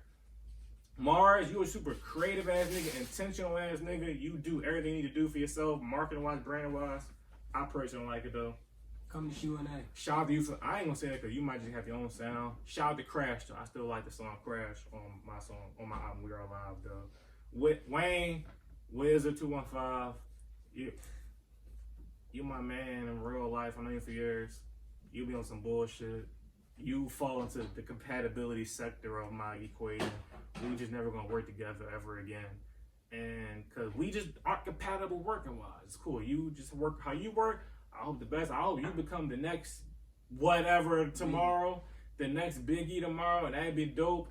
And you still killed every verse I gave for the most part on both these albums since We Are Alive. So I give you all that credit, but we just aren't compatible, and you be in your own way for sure. Penny, you one of my closest female friends. You be on some bullshit. You one of the most talented women I've known ever. You be in your own fucking way. Get out that own fucking way. Get on your shit. That might be it for the most part. Shout out to Dior. He also a person I respect. He went through a different certain transition of things, whatever. But yeah, that might be everything for the most part though. I got some shit on my chest, put some things in perspective. Shout out to Uncle Jew. Shout out to Uncle Jew. Shout out to Uncle Chuck / Charles. My guy Chuck. Yeah, fuck with him. Yeah. Ain't last thing y'all got. Oh, also fuck Jersey. Jersey be on some fucking bullshit. Like y'all not fucking Jersey. Like at the end of the day, like Jersey's cool. Jersey is barely beneficial. Jersey has some talented people for sure. But whenever y'all be on y'all fucking like hierarchy, superiority complex, I'll be confused. Like y'all not fucking Jersey. Like at the end, I don't give a fuck what happened. I don't care if Pump It Up becomes Billie Jean tomorrow. Y'all are Jersey. It doesn't fucking matter. Y'all will all be, like That's no Jersey. Like Maine will always be Maine. No matter what. Rhode Island will be Rhode Island. Vermont is Vermont. Oregon is Oregon.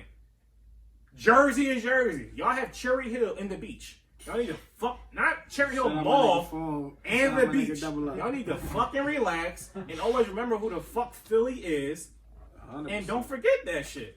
Y'all be talking real spicy like y'all be anything without Philly or New York. Y'all ain't shit. Facts. So I had to say that too, whatever. And also fuck that whole South Side shit. All y'all niggas nuts too. Ish, Kev Rogers. Mary very talented though. I don't really know him personally like that. He definitely talented. But Ish and Kev Rogers, y'all some nuts ass niggas. Shakira too, the bitch.